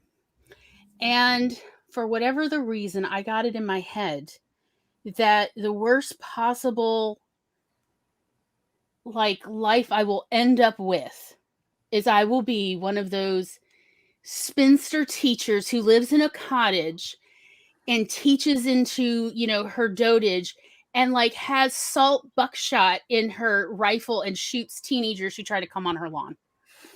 And I was like, this is it. This is what my future now holds. I'm going to be that person. And I'm like, there I am on the porch crying to Tom about this one day in the rain, by the way. And Tom's like, I'm like, there, I've admitted my greatest fear to you. What do you have to say? And Tom's like, really? That's it? That's what's stressing you out? And I'm like, no, Glory. That was not all of it. I'm not talking about some of that. Anyway. No. Look, if we're going to do this, yes, let's truly wallow. Now, show me the house. Yeah, Tom was like, go find the house that you will live in, where you will sit in the dark on your porch and shoot salt at children. He's like, go find this cottage somewhere. And I did, y'all. It took me 2 hours on the internet to find, this is the little cottage in a small town where I will be one of the teachers, and get a terrible reputation among the students. And they will TP my house every year and all that stuff. And then Tom was like, make a collage, print it out. Now be sure to find your tiny little dachshund, another picture, because you'll probably need a whole group of them. If you have 3 dachshunds, that's a flight. And so I was like, okay, which of the dachshunds I will probably end up with? One's only going to have 1 snaggle tooth and no other teeth. And then I'm going to have one that's going to be in those little doggy wheelchairs. This will be my life. He's like, no. Wallow in this. Build this life on this poster board. Print the pictures. And y'all, by the time I was done and looked at it, it was terrible. To me, I'm like, but I don't want to be this.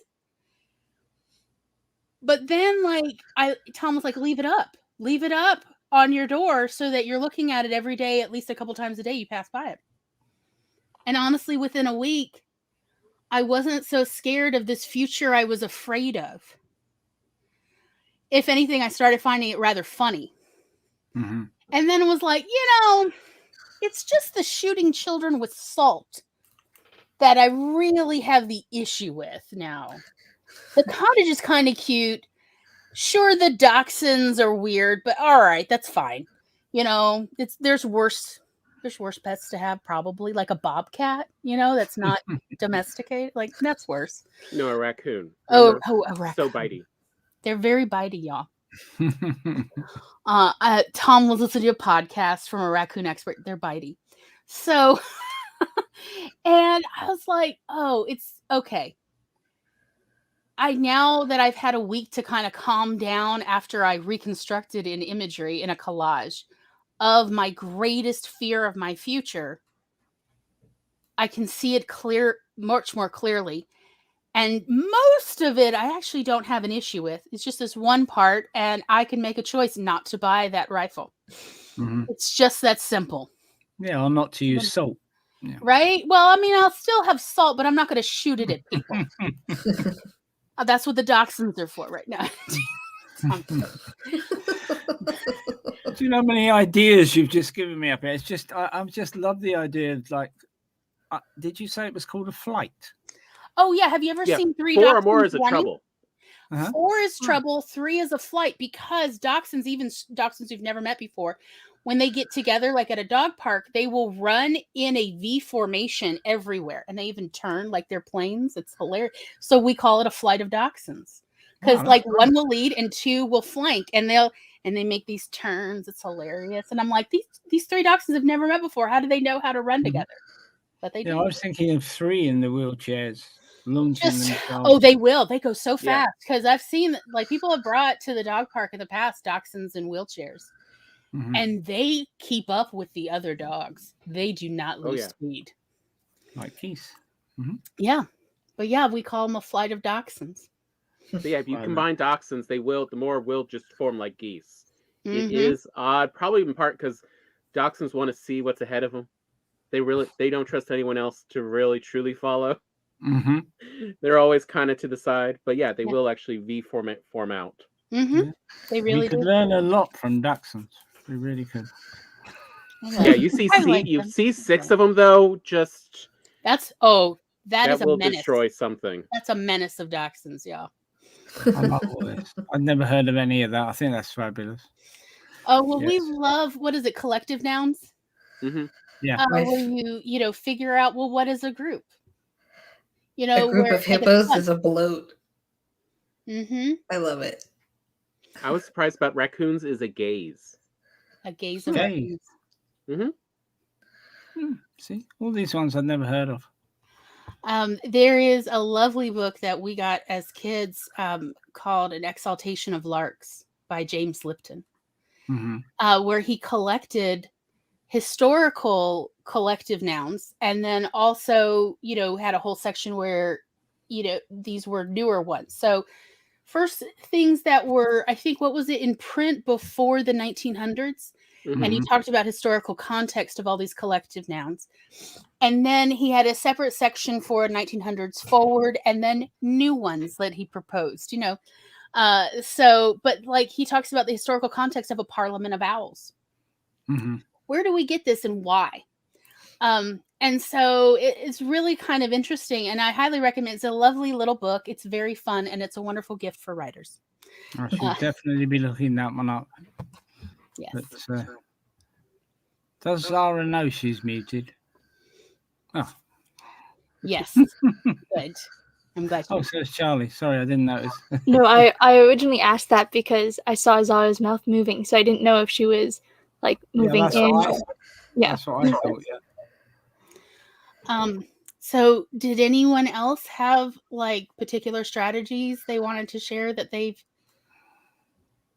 found worked very well or wish people to know? Really, with me, it's art, because obviously I do sculpt and I do digital art, painting and drawing. So really, they're my go-tos, along with writing, which is always my go-to. So yeah, creativity. I think that's what I'm saying. If you can think of something, as you mentioned earlier, fingers and hands, you can think of something to do with those. It gives your brain time to switch off and just concentrate on the task. So Lego bricks. That's another good one. Oh yeah. Yeah. I think a lot of my methods to cope for myself do become hobbies eventually. And that's what keeps me sane, because I deal with them all the time. So mine is normally evoking a feeling like we talked about earlier. So whether it's something from like my favorite musical, or instead of like a crying session, it's like, okay, I know that if I read a romance book at some point, I'm going to start crying. Or if I watch this funeral scene from this TV show, I'm going to start crying. Yeah. So something I noticed. So back up. In December of 2019, I got very sick and developed sepsis, and I ended up in the hospital over New Year's for a week. And so I experienced system-wide organ damage, including to my brain. And it was It was a very difficult, scary time. And just as I was starting to feel a little bit better in March, lockdown. What I found was helpful. Well, what I noticed first was because I was so ill. I mean, I was so ill. I felt terrible. I was fatigued all the time. It took several months of antibiotics to clear out all the infection in my body because it was so difficult for my system to recover. And so even after the antibiotics, I was just wiped out and fatigued, and then the world went to hell. And I have to be honest, in a way, it sort of broke me again. I thought I was broken before, and then I was like, oh, I've reached a new level of broken. And because I used to be a very like enthusiastic, upbeat person, like just naturally effervescent. And I didn't feel that anymore. And I felt like I'm never going to get back to that place where I'm in love with the world again. Because also, like, part of how I ended up so sick was I was working in a very toxic work environment, not like chemical wise, but emotionally and mentally toxic. And the stress of that, I thought I was okay, but it was tearing me apart internally in the end. And that's where the infection then came in. In part because even after I left that job, I still hadn't really left that job emotionally, if you know what I mean. And so in 2020, I was just feeling so broken and not sure how to heal. And in part, that's actually what led me to starting this YouTube channel with Tom. It's a way to connect with people, because in the past, when I have been truly like where at least I felt that I had hit rock bottom, being around other people who are supportive and kind and often creative is very helpful for me on my healing journey. And there weren't other options. Like I couldn't go anywhere around locally because of the panini being what it is. And being in Mississippi, nobody's wearing masks anyway. So, yeah. And in 2021, so many lovely things have happened for us personally. Like we became Twitch affiliate, and our YouTube channel has become monetized, which is like, yay, I've been hired by YouTube. It's great. To make them more money. Okay. But I never thought I'd be a YouTuber. That's just odd to me, but here we are. And I still didn't feel like my old self. I still felt out of love, I think.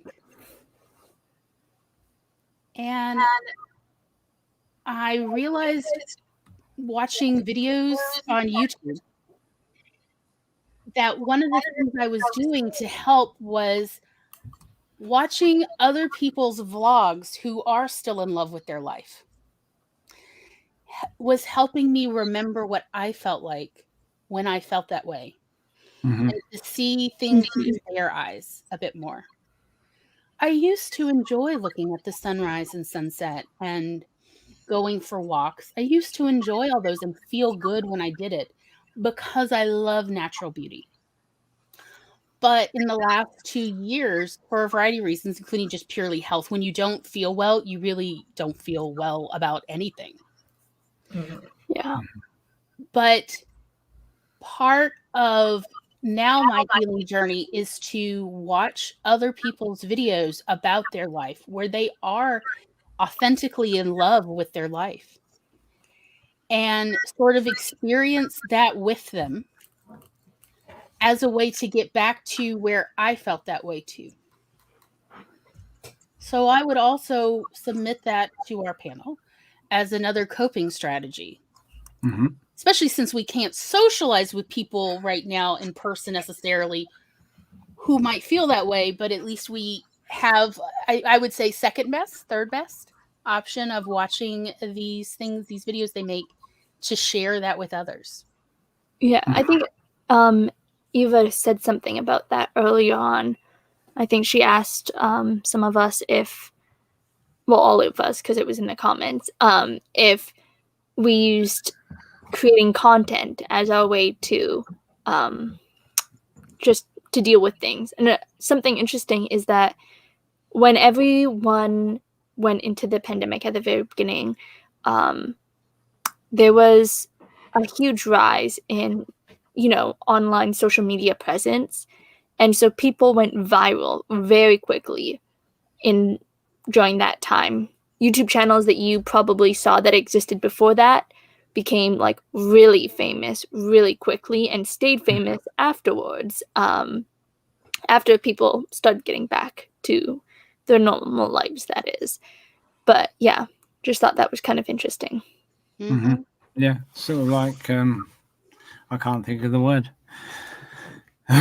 Well, empathy came to mind. I mean, it's sort of like empathetic therapy, really, isn't it? Watching somebody else who is happy and might not have a lot, but are just naturally happy with everything they've got. I think, it's a good one. Or watch people that are going through the same things you are going through, like what you said. And where they're counting their wins as well as when things aren't so good. You've got to watch the not so good bits to get to the good bits. So exactly, that's it. Mm-hmm. Yeah. Food for thought. The two that came to mind thinking about that, of just strategies and skills, we haven't necessarily discussed, but kind of been around. One, Glory loves to do, even though she has suddenly forgotten it somehow, which is she loves playlists. And as cassette tapes are coming back into fashion because everything old is new again. Yes. Why are the 80s back? I'm still here. How dare you get nostalgic? I want another tape recorder. I have to use two fingers to cut out the DJ on. Yes, the end of the track. Yes. Glory loves calling in the radio station to request the song and then listening for an hour and a half till they play the song. Yeah, you can record it. And making playlists for different moods, different thoughts, as again a way not just to trigger, sometimes to wallow, but also sometimes to pick you up, because sometimes part of getting out of yourself is putting yourself through a emotional roller coaster that you know how it'll end. Like why we like particular movies. By the end, you have been not in your own head long enough that you have reset, and you can now view the world as you normally would. Again, and then handle it from a fresh perspective instead of everything that's kind of colored up to this point and all those emotions and everything. And the other one, which again is there's good ways to handle it, there's bad ways, because as any coping skill, as we were talking about with Glory's, was the wallow in your catastrophizing, because if you cannot get that that tape that's on repeat out of your head, explore it and just go to the extreme, kind of like how you make something humorous. How do you take the sting out of it? Is no longer have it end in a point, have it finish in a log. And suddenly it doesn't sting when it hits you, it just sort of thuds and you're like, wait, why am I getting hit by a log? But it takes a lot of the emotional difficulty out as well. So just go to the end. What is what would the new normal be if this went awful? If it's one that's truly taking up too much thinking to begin with. Such as, thinking I was going to die in a cottage alone as a spinster teacher with, switching out buckshot for salt, shooting children who trespass. With, a set of little deranged dachshunds. Dachshunds, as a dachshund I sanctuary. still love those dachshunds. I mean, Terry Pratchett would have definitely loved those dachshunds. Go forth, my pretties. Well, Colin, if you like dachshunds, I highly recommend my Vela story about a pair of brownies and one noble dachshund. that. But we can't get Bella here in the UK. Oh yeah. Oh, Yeah, that's right. Remember, the Amazon's still not sharing Yeah, yet. we I can't remember. use Bella. I mean, my Oh. episodic one can't go on Colin, I Bella. guess I'm gonna have to have you as a beta reader and send you the Google Doc folder link Good, jolly good. so Thank that you. you can just enjoy and, of course, leave your critiques. I will, of course. Thank you, dear. I will actually. I didn't mean that. I will send you the, good, the Google good. Doc link. You have my email. Yeah, like I was just looking through some of my playlists. That was literally everything from car rides. Car rides is actually songs that we know so well we sing along to. Oh, those are nice. But you don't have to be in a car to enjoy them. You could just to the top of your lungs in your room or your apartment or whatever. To feels like Sunday morning. Mm-hmm. You know, that sort of lovely Sunday kind of. Hold up, let me make you big. No. Yep, 15 hours and 52 minutes. Yes. Because my mom and I drove up for 4th of July last year, but we didn't feel comfortable taking the train to visit our cousins upstate. And I don't drive, so we couldn't swap. So she needed to like stay awake and alert, and so did I. So I took all of my favorite music, which she likes all my music, and I like most of the music that she likes. And I just put it on shuffle. So like every song guaranteed I knew, but because I didn't know the order, I would be like woken up if I was suddenly zoning out. So, but because it has all my favorites, I also sometimes just when I need to pick me up, I put it on shuffle. But if I'm like, okay, I really need to listen to X song, I search for that. Mm-hmm. And yeah, because sometimes also if you're not feeling well, it is hard to remember what are the songs you enjoy. Yes. What are the movies you enjoy? Like we actually have movie playlists as well for, inspire me to write, pick me up. He's literally listing the names of the folders. There is a folder that we have on the hard drive called Inspire Me to Write. And it includes things like Austenland and Stranger Than Fiction and Oh Brother, Where Art Thou? Essentially movies about storytelling.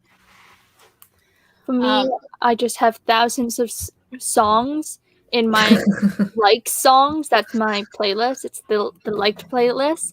And then I have separate ones for my stories because I only really got into Spotify due to writing. But what I thought was really cool is that I also have whenever I beta read or most of the time when I beta read or CP read, I'll ask the author if they're comfortable with sharing the playlist with me. So then I also save the playlist because I just like listening to new songs.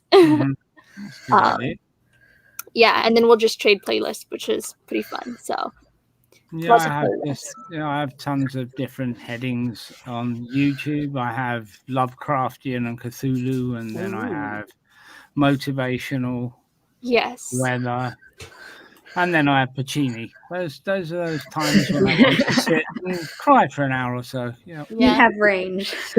Yes. Oh, and the movie Scrooged. Guaranteed I will laugh all the way through that and always end up crying at the soppy ending. Yes. I make playlists for most of my bigger stories. So I actually have a couple different stories that take place in the 1870s, 1880s out west. And so I have a playlist that is every single piece of music is evocative of the Wild West to me. Oh. And like truly from the very first song to the last, and I've had people come in and hear like where I've shared the link with them so they could also listen. They're like, every single song truly is iconic of the Wild West. Like not like necessarily during that time period, but now to us. Because of our association with movies, maybe where these songs are played, and also some of them are actually about the West. And in the title are because I happen to know several people who are composers, new music composers, essentially modern classical music, if you will, and all of these people are the omnivore equivalent in music. Like they just consume incredible amounts of every kind of music ever known on the planet. So I mined their, ideas of like, hey, what you got for this? So I've also asked before, I need a playlist or pieces of music for murdering characters. What you got? And like the links will just come in of, yes, please help me murder these characters. I need to like get in that headspace. Because of course, usually they are like wonderful, sympathetic characters, so it's not easy for me to kill them. And yeah, these composers are like, here, this is music I've always thought for killing people by. Like, thank you so much. But like, yeah, playlists truly for me, I make many of them to kind of guide my emotionality if I need it. There was a rom-com story I was writing, not this past Nano, but the previous Nano. And literally scene by scene, I had different songs set up in the playlist to take me through this like a music, like music story, like escape, like a landscape, but of music. And so it starts with French music and it goes to other like love music and sweet 70s stuff because of the different characters. Each of them have their own kind of iconic songs. And then back to more French music when we go back to the French ladies of the apartment complex. Like, yes, that, and it really does feel like a musicscape as I work through the stories scene by scene. Yeah, I think, I don't know if everybody does, but I have music or something playing at all times. I can't have lyrics while I'm writing. It's got to be instrumental. Yeah, or I'll type the words. But when I'm writing horror, it's usually Cthulhu and Lovecraftian. By Graham Plowman usually also does some great stuff. But yeah, I think music is really good to get that mood. And yeah, not only in writing, but also in yourself. So yeah, I think that's a darn good point. I also have Pinterest boards for practically everything under the sun. So, and especially each story I do, I usually have a Pinterest board for. So that's another, I suppose I could call it my coping method. I think it's more of an addiction and a habit.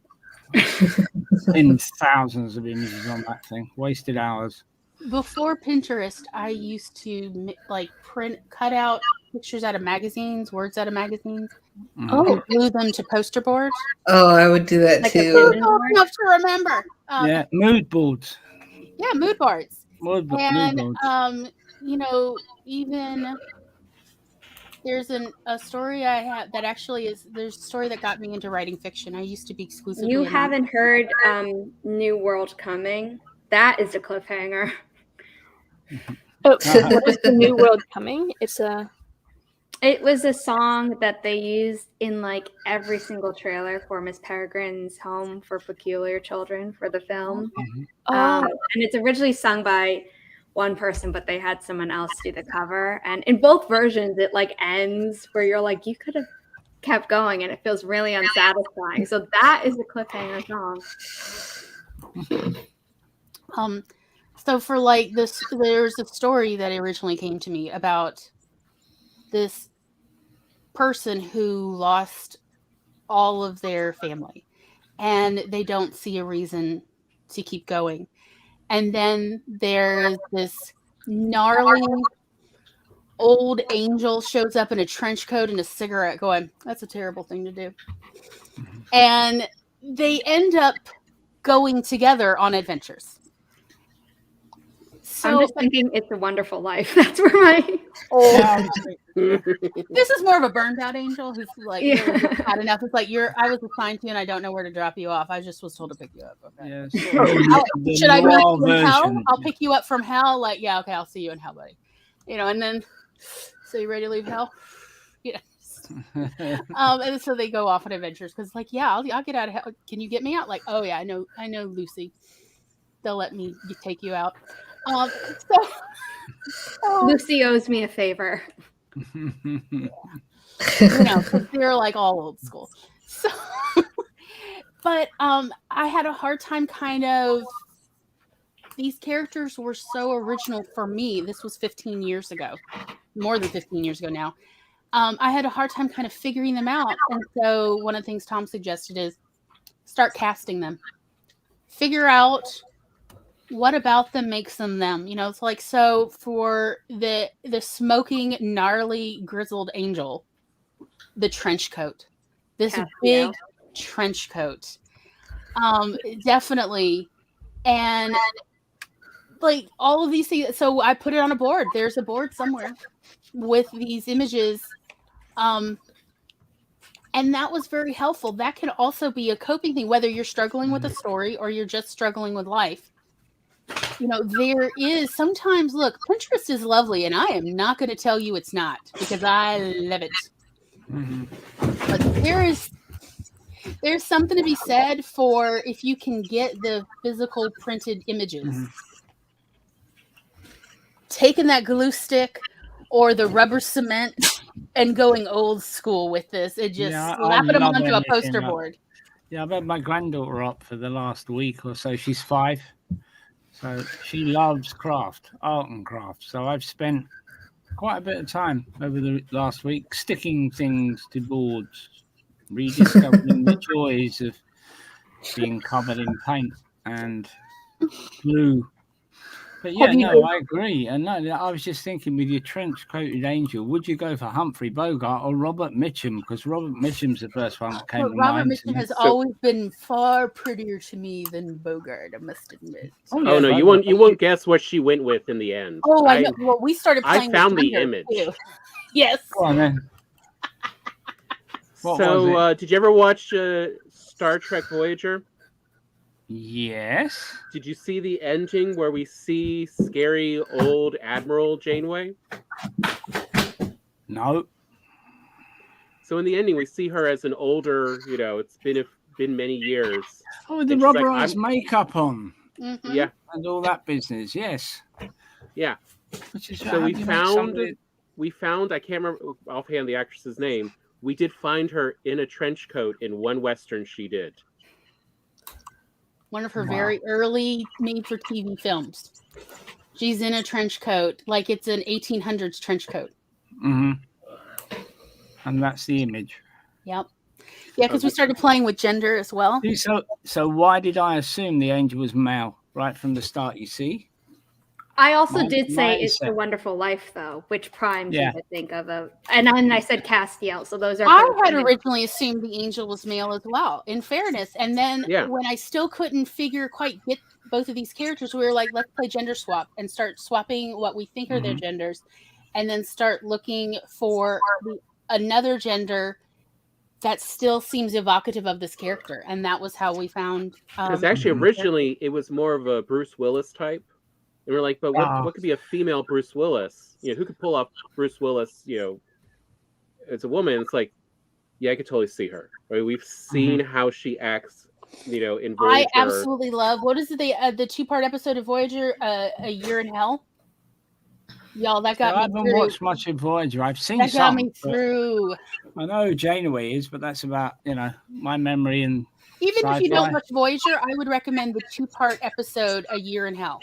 You don't really need to know anything about the show other than they're in space and they're in the wrong quadrant. Yes, that one. Okay? Yep. They are nowhere near Earth. Like, they're not 100 years near Earth. Okay? That's all you need to know. And then wherever Voyager is streaming, just watch the 2 episodes, A Year in Hell. And that is like, yes, that is Janeway. That is Voyager. That is everything. And she's so hard as nails scary. It's fantastic. You know, she is a walking war crime. Oh, yes. War crime.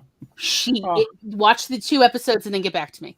I will happily. I couldn't when you send things down, so I had a reading, please put a note on there. These are the episodes. Mind you, I can watch the replay and I still know what they are. So that's great.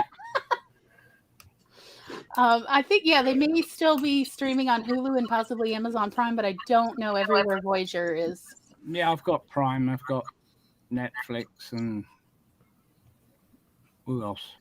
You're like in another continent, so you actually may even have an easier time streaming it. Since it might still actually be on TV at the moment here, on what we call the horror channel. Oh, and, they have a lot of Voyager and They other put Star Voyager on the white. I'm like, Yeah. that's not hard. and But and the yeah, it's like original that's Star sci-fi, Trek but okay. and the original Star Trek. Yeah, okay. Well, whatever works, right? That's what matters. when I Now was I know. younger, though, I couldn't commit to gluing things down. So I had this giant cork board, and like half of it was like my current work in progress, and the other half was like, here's all the school stuff I have to do. And maybe in the middle, if there's space, here's just like focus on this. Zara, I have a I new love product. my whiteboard, and I like cork boards too. By the way, it's Netflix in the UK. Is it Netflix? Yeah. And what was it called again? Voyager, a year. Voyager. I think A it's year- that second or a year third and season or Oh fourth. no, I know it was Voyager. I just wondered about the episode. A Year in Hell. A Year in Hell. And it's a two-parter, apparently. Two-parter, yes. It says A Year in Hell Part 1, A Year in Hell Part 2. Oh. Why can't I? Oh, wrong drawer, Glory. Okay, Zara. There is a product called Glue Dots. This one is poster, but they also make removable ones, Season Oh, 4. cool. and they peel right off, and you can then stick it to something else, so you never have to commit. That's so cool. Highly what? recommend Glue Dots. Why have I never seen these before? Oh, really? Michael. Because I've This is- never seen these. these Yeah, are our better bread and butter at libraries because they're wonderful for crafts. Uh-huh. I'm pretty So- sure that my Trixie has used those for making cards with. Yeah, they're basically like glue tape. It's like glue tape, but they're a single dot so that you Yeah. control how much. So cool. But they don't come in one of those nice little dispensers, the ones she's No, got sometimes there they on come in little sheets. baggies. Yeah, and They're on sheets. sheets. I Mhm. mean, but like if you're committed, then you're committed. That's it, you see. Yeah. It was a 3-pack. I don't know where the removable ones are. They're probably with the rest of my. I have a whole box of adhesives. You know what, Chloe? I use glue dots for the entire wrong reason. What I do is I put a bunch of glitter glue onto my glue dot, so then it's a sparkly dot. Well, you'll never There's lose no track of, like, wrong way to use a craft Yeah. product. Whatever arts and works, crafts works, right there. right? Yeah. True.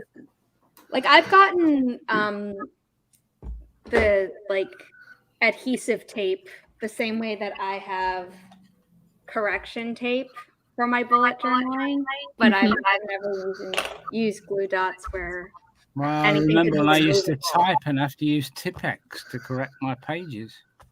Oh, you know It's what? not like I feel like I time. still have some Tipex on me. Mhm. Wow.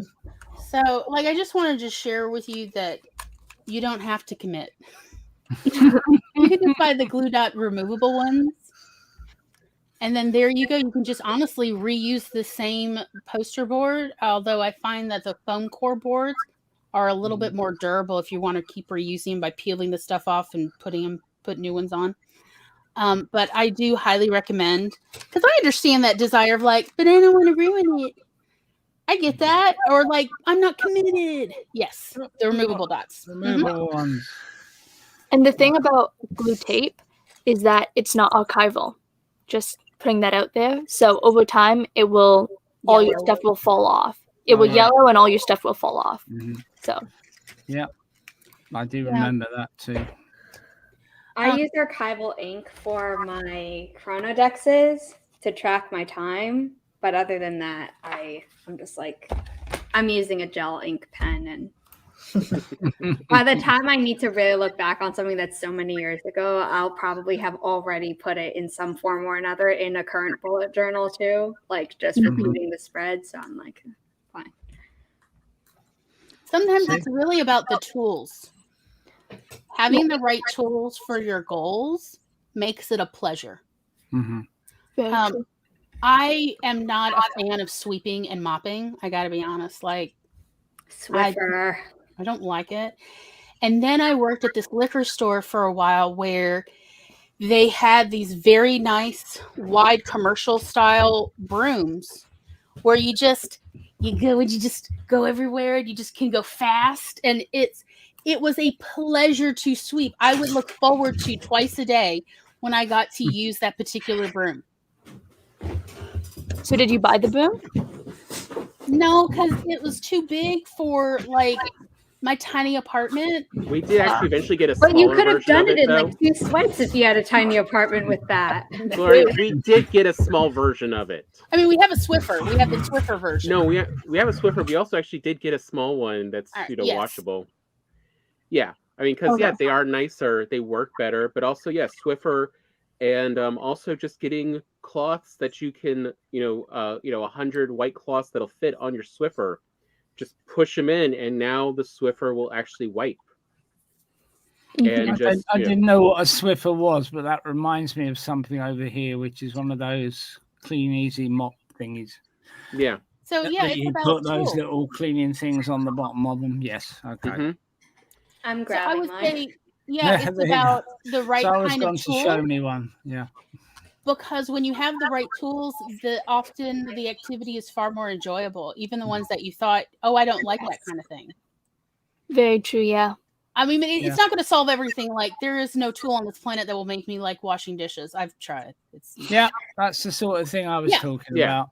And then you stick the corners in here so that it stays on. That's and you it. can So do it wet, covers or it. you can do ones that like trap dust. We bought replacement ones that were much thicker and padded and reusable. We could wash them in the washing machine, and they were actually better at picking up everything, using a similar technique that I used at work at the time. I have something else that is in the Swiffer that uses a cloth one that you can wash, like you just described. Mm-hmm. Or like another one for cleaning that like truly is so different than 30 years ago before they were around or anyone talked about it. Is essentially someone figured out if you take the little plastic tool for edging grout in a room, it works perfectly as a scraper, since it's plastic, to clean your dishes, and it doesn't require scrubbing.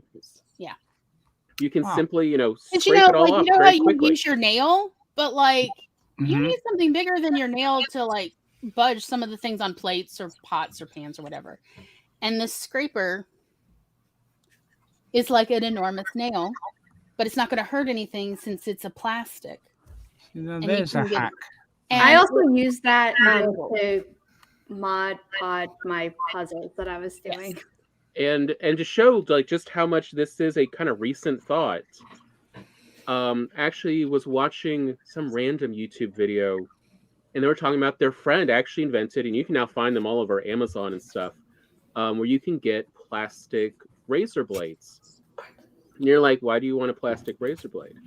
And it's because it will not damage paint, but you can scrape stickers and everything else off of a surface, a car or expensive surfaces without scratching them.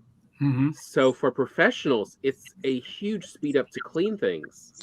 Yeah, I used to use them in my job as a librarian to get stickers. People would donate books, but they would have like the bookstore sticker of percentage off, or it would have other stickers on it. And it's a very simple, easy, cheap device. Again, similarly shaped to a nail, a thumbnail, and it just lifts the adhesive stickers right off. Often they don't even tear, and there's no damage to the surface the sticker was put on. So it's really also children will put stickers on library books. Can you share a link to this thing? Because it just sounds great. I just love this. We've gone from coping methodologies. Well, part of coping can be a coping mechanism that can turn into debt. So let's say, but part of coping is finding the right tools. When you have the right tool, it's easy. It's not a problem. Laurie was heading with this when is the right tool is a coping mechanism. Yeah, and is that why I love stationery, pens, pencils, brushes, paints, everything so much? Oh, wow. Scotty Peelers. That is actually the brand that I used to use as a librarian. So do you see these plastic? Do you see the tip? Just like an up? Yeah. So the middle section of that circle is actually lifted. It's a little bit concave. I can see it. Yeah. So it lifts the sticker off as you run the sticker peeler underneath it. This you have to be careful because it is a metal, and so it's a little bit sharp. It is a blade. However, for the harder things to peel, it can be quite useful. We used to use these at the video store to peel off other video stores' labels. But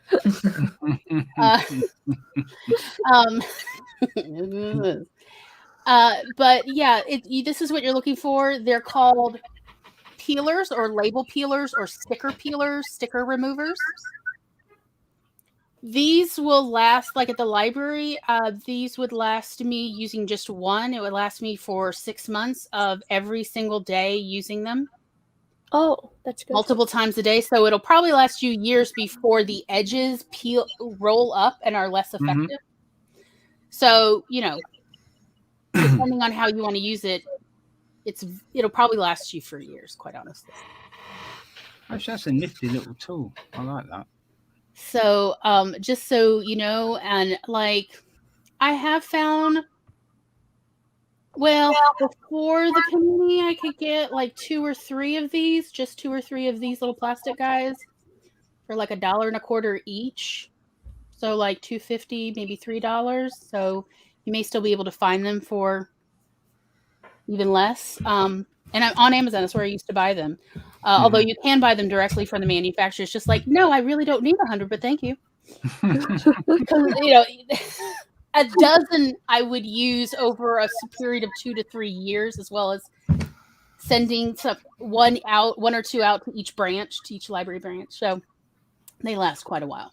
Mm-hmm. And then I'll show you what I was talking about.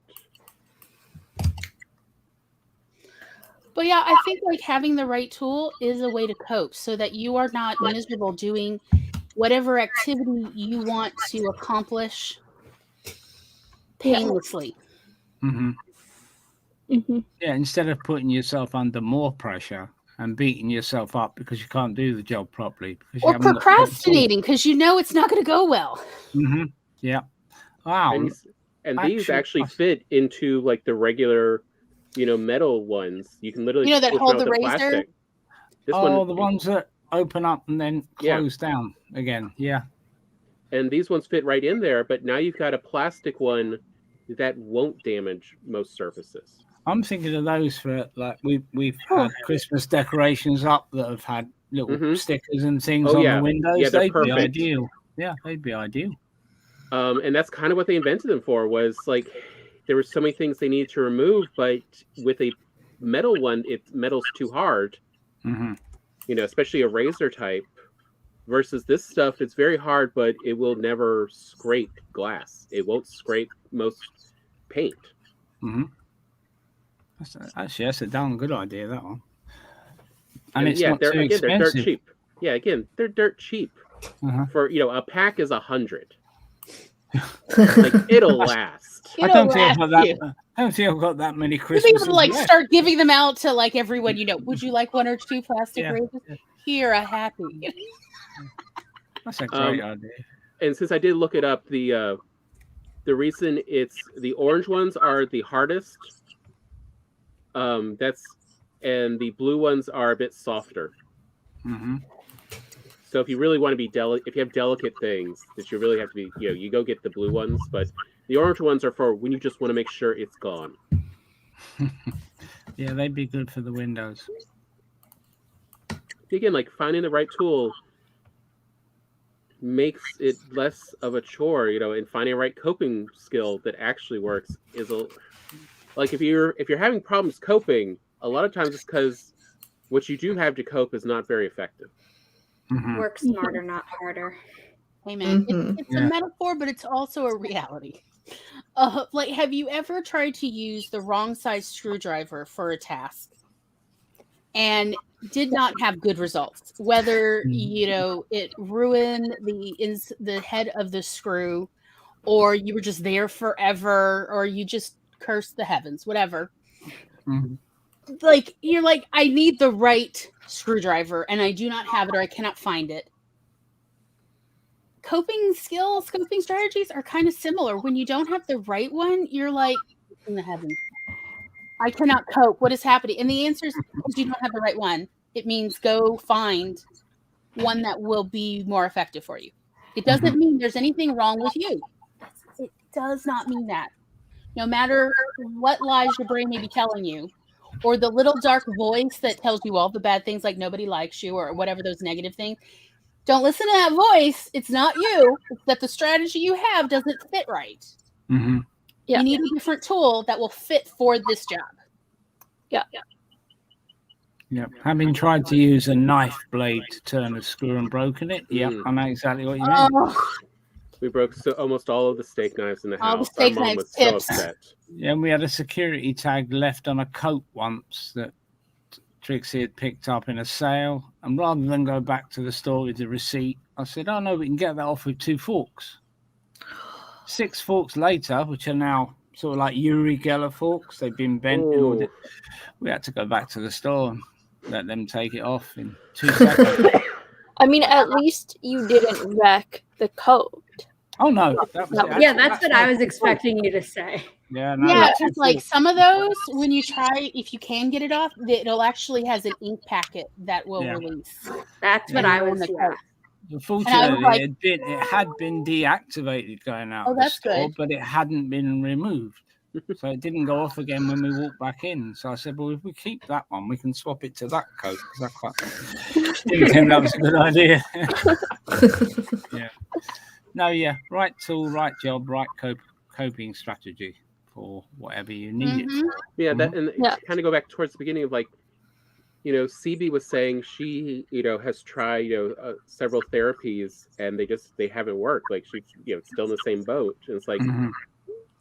there's so many different ones. Like there's times where talk therapy works. There's times where, worksheets and workbooks are better. There's times where group conversation works better. Yeah. It's, Mhm. more of trying to find out and, even figuring out. And so just look at your options to see what feels like the best one. You start that and you go, well, that didn't work. Go to the next. Mhm. Or if this one didn't work, is it actually like I think Sarah was saying, rather than CBT, it was DBT. Yeah. Mhm.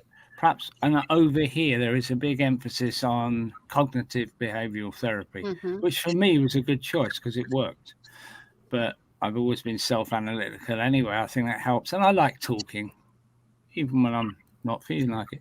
But the other, I thought, well, perhaps you've got to be looking at different. There are enough options in this country because we don't have to fill out insurance forms and have things approved. You'll get referred from a GP and you go and take the therapy. Yeah. So no I mean, excuse I not found to look. CBT effective for me, but because I have PTSD, they recommended DBT, and now there's or not now, like it's not new, but it's becoming more widely practiced. There's a special DBT called DBT-PE, which is prolonged exposure for people with PTSD. Because before it was just like, okay, you have these things and they help with the symptoms, but it doesn't really get at the root of your PTSD. So it's just kind of like refining the process for whatever works for you. Yeah, and I think that's maybe what somebody really should be offering some other avenues for CB to follow if they've not worked.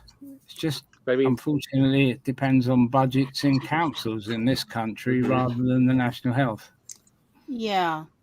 And to have a difference depending on where you live is problematic. Yeah. What therapies are offered and When a different therapist I saw at one point I was in a different situation and it was like this was all that was available. The therapist, it was a social worker who I did not find very effective. So, but I mean, it was all that was available for me, at least where in my financial situation. And so I said to her, what you got in art therapy? What you got? Anything. So she's like, give me a little time. Give me 2 weeks and make another appointment and, we'll try some things. I'll go look up. I come in 2 weeks later and there she's got a stack of magazines and a poster board and some glue and scissors. We're going to make collages. And I was like, is this real art therapy? And she's like, yeah, I looked it up. Here's the book. And I looked at the part and still had tag like Turns out being a teenage girl is art therapy. Okay, then. And the next time I come in, she's got like felt and glue and scissors again, and we're gonna make finger puppets. You know what? So much about arts and crafts is actually therapeutic, or can be. We made finger puppets, and then we did role playing, which was kind of fun. I got to be honest. Oh yes. Oh, I was having a good time, and I was like, I don't want to do finger puppets of me and my mom, please. And she's like, you don't have to do that. You could do anything you want. And I'm like, can I do a cow versus a cowboy? She's like, yes, let's do this. And I like put her on charge of making the cow finger puppet, and I worked on the cowboy hat.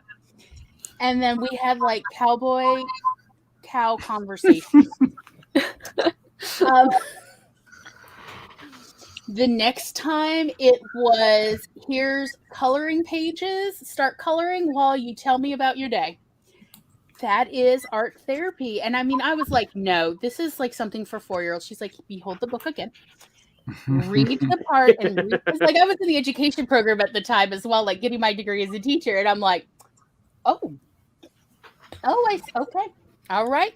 They're citing empirical data. All right. Put it down. We're going to color. And I was like, but I want you to color too. We're going to talk, but color together. She's like, fair. Yeah. And this, honestly, I got so much more out of therapy, essentially talking while making arts and crafts. I would highly recommend exploring this as another set of coping strategies, but also validating that of, it may feel silly or simplistic or childish, but that doesn't change its effectiveness in helping you cope. No, and another thing is, they feel like I'm just passing the time. No, you are helping yourself. I was going to say another thing is what a lot of people will have on their desks in corporations and things is Play-Doh. Because when they get people to come in for meetings, they're like, oh, here, play with this Play-Doh so that you're not worried. And the person will just sit there, not necessarily building anything, but just moving their hands, right? And then the person in front is like, oh, you're fired. But, you know, it's the idea that you have the Play-Doh so that your mind isn't on whatever you're thinking possibilities may be, rather just being there and present. But I think the hardest thing with coping mechanisms is actually figuring out, like, what works for you. And it's not easy because something may not work for one situation, but may work for another situation. So in which case you have to try that thing again. So time is money and all of that things. It's just long, but we'll get there. Yeah. I think it's, before I forget my thought, I think it's important to, I forgot the thought. Never mind. Oh, no. No, I'm sorry. Oh, no, it's okay. My brain is out in the wilderness today. Yeah, I think once you know of a tool, still think of it as like putting it in the that toolbox. reminded me. It's important to like get some ideas for coping mechanisms before you're in the situation when you need them, because when you're in the situation to need them, you're going to be too emotional to even think about it. And so finding the ones that work for you before you get into that situation is important to do. Yeah, that is my thought. That's called coping ahead in CBT and DBT. And I was going to say that, like related to what Charlie said, you might even have something that works for multiple situations, but like if you were able to, but sometimes you just can't do one of your coping mechanisms. So like for me, when I have a sensory thing, something that always works for me is like to take a hot shower. But obviously, if I'm not at home when I get triggered, I can't just do that. So I have to have other things. And sometimes I'm wearing a spinner ring, which you can get online really cheaply. And it's like a ring, but then there's an outer thing that moves. And it's not as obvious as like a fidget toy or something. Oh, that's cool. So you just need options sometimes. Yeah. I think that's what I was saying earlier. It's easy to say these things when you're just getting out of a particularly bad situation or mood or whatever, but that was part of the CBT. It was very helpful for me because it's been since 2013. He says, using superstition to touch wood, as he says it, that I've been fairly much fine. So, and it's because I'm mindful and I've had those coping strategies there for me since that I've not managed to go backwards. So, yet. But I never say never, which is why I'm always trying to stay mindful. Yeah. I think the only thing I have left for final thoughts is it was very helpful for me reading the Pema Chodron book, When Things Fall Apart, and Comfortable with Uncertainty. And in it, she talks about people, pretty much all humans crave certainty. They crave knowing exactly what every day will bring. It makes us feel happy, it's comfortable, but that is an illusion. The reality is we are all logs hurtling through space. And accepting the truth that we're just hurtling through space and we meet other people, we hurtle together, but there's really no solid ground because who knows what tomorrow will actually bring. And accepting this truth and then moving forward, accepting that things are uncertain, it allows you the freedom to pivot when you need to pivot quickly, rather than first you must grieve the loss of the future you will never have, and then move toward a new viable future. If you just accept that this is what you'd like the future to be, but also that you are still on a log hurtling through space, that it will be easier for you to pivot rather than having to grieve the loss of every future that you won't reach, because things change. Life change, right? I found that to be very helpful. Sometimes you do have to grieve that, though. Absolutely, but like when you're grieving every time. Oh, no, I agree. But I'm just saying, like, certainty, sometimes you do need to. We're all craving certainty, but but I thought I had just gotten my ducks back in order and I was in a comfortable spot where I knew what every day would bring. It's like, yes, but also accept the truth of, but you can't be certain what tomorrow will bring. Yeah. The only thing that's constant is change. So that has been very helpful for me in general with coping, of accepting that these are the things I love. Oh, I love certainty. Oh, I would love to be absolutely certain I know where I'm sleeping every day, the next day. But also, I have had to eventually accept and also deal with the grieving of that was required in order to accept that there's just too much uncertainty to be sure what tomorrow will bring for me. It has made it easier and less painful to cope. So that is like the last thing I probably have to share about final thoughts is it's really about a philosophy behind your coping strategy. The strategies are tools, but the philosophy behind using the tools are also very important. Yep. Did anyone else have things they wanted? Final thoughts? Anything left on your chest that you're like, look, I need to say this for the record? No, I thought you did the final thought brilliantly. I'll just sit back I like and drink my tea now. I didn't mean to take the wind out of anyone's sails. I was just... No, it's like you put a nice bow on it. It's like pull at it and a nice bow on there with 2 glue dots. 2 removable glue dots for now. Okay. But I do have to go for another stream, so thank you for having me. I'll be headed towards that same stream very quickly, I think. Are you on Barrett's channel or? Yeah, it's all on Barrett's channel now. I put the link in the private chat. Oh, did you? Sorry, I didn't even notice. I haven't looked at the private chat. Sorry. So yeah, we're I think we're wrapping up. Thank you again to everyone who joined us. Links are down below or will be soon. Talking about Megan. And next week. Oh wait. Oh, the ADHD is real, y'all. Next week we will be talking about charm and consideration. How to be charming and consideration and considerate in most situations. In most situations. There are some situations you do not need to be charming and considerate. For instance, when dealing with intolerant people, and by intolerant people, I am specifically underlining Nazis. Like, let there be no question, I am anti-Nazi. Yeah. But there are times there is no need to be considerate or charming. It reminds me of My Fair Lady. People who do not tolerate you. You're not obligated. Reminds you of what, Megan? My Fair Lady. My Fair Lady.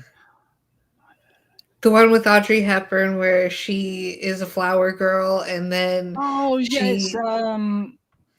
I can't remember the name of the actual play. Pygmalion? That's the one. Yep. Thank you. Yes, Pygmalion. Which part about it? Or just the whole thing? Just the whole thing. The charm. It's, yes. When to be charming because, she learned when also not, when to speak her mind and stuff. Yes. And I mean, and there are times where it's like, oh, no.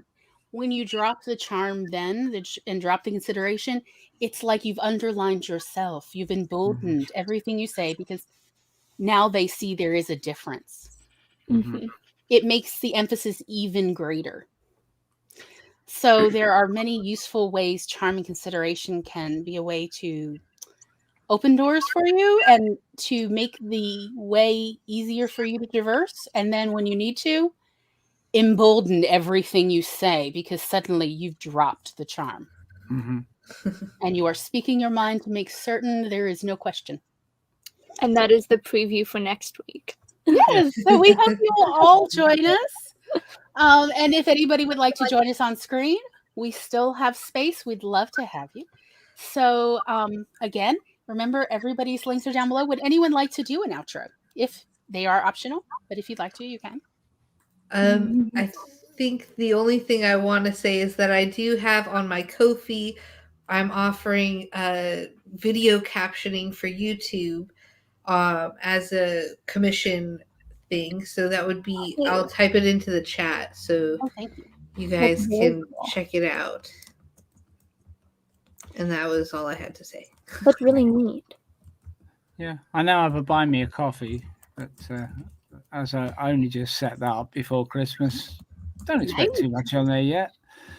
If you ever need help and advice with coffee, there's always Zara. She's an ambassador for coffee. Yeah. Wow. And I also obviously am now doing audio book narration over on ACX and soon on Fiverr. So, nice. Yes. So bear in mind, always looking for new clients. Oh, lovely. And I have an AuthorTube channel on YouTube. Oh, so do I. Yes, sorry. Yeah. Where I post videos about writing and journaling. So that's me. Yeah. I'm subscribed to practically everyone now, so that's great. Lovely. It seems like, but this has been great fun as always. Yes. Thank you so much for inviting me. This has been such a blast. I was so nervous. I was like, what if she's like, no, never speak to me again? And make sure you hit the like and subscribe button, everybody. Yes. Yeah. I'll be doing that with the replay because obviously I've not got YouTube.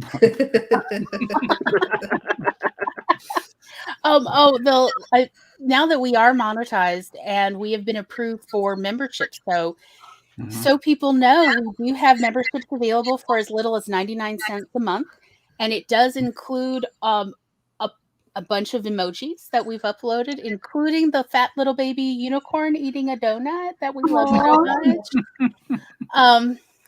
So just so you know, that is also available for anybody also watching if you would like to join the club, as it were. And the more members we get, the more emojis they will allow us to upload so that you can use them on other channels as well. That's so exciting. Yes. Emoji heaven. Yeah. Well, when you find the right one, it just... True. We'll just go around posting unicorns eating donuts everywhere. I love. Yeah. I It's a think great I can emoji. actually post that little baby unicorn. Oh, there he. Yes, hello, sweet baby.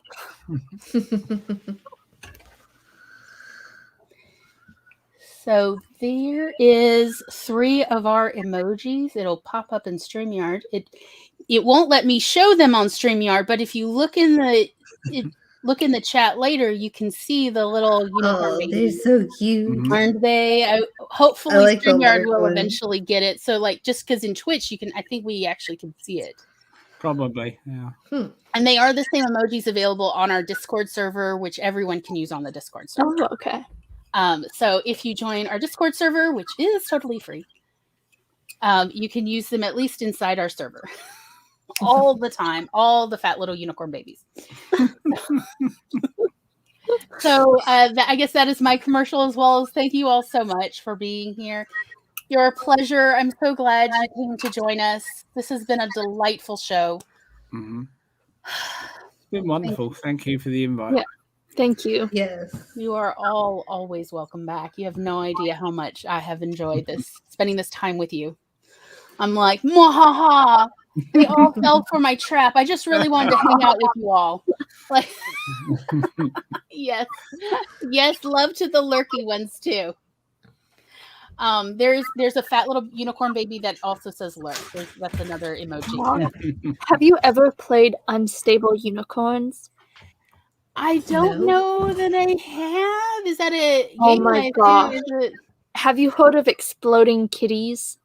I have heard of Exploding Kitties. So, we did get that at the library, yes. It's by the same people. Oh, okay. But it's with unicorns, and I think the drawings are even better. Oh, and wow. so you have all your unicorn cards that are named things. You have the baby unicorns, and then you have the basic unicorns, and then you have like the explosive, extremely destructive unicorn. Of course. the ritually sacrificed, the summoning ritual unicorn.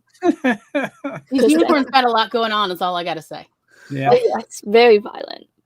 Okay. But lovely. I look forward to looking it up. Thank you for mentioning it. And with that, let's y'all have a wonderful time. We hope to see you again very soon. Good night, y'all. Bye. Bye. Bye.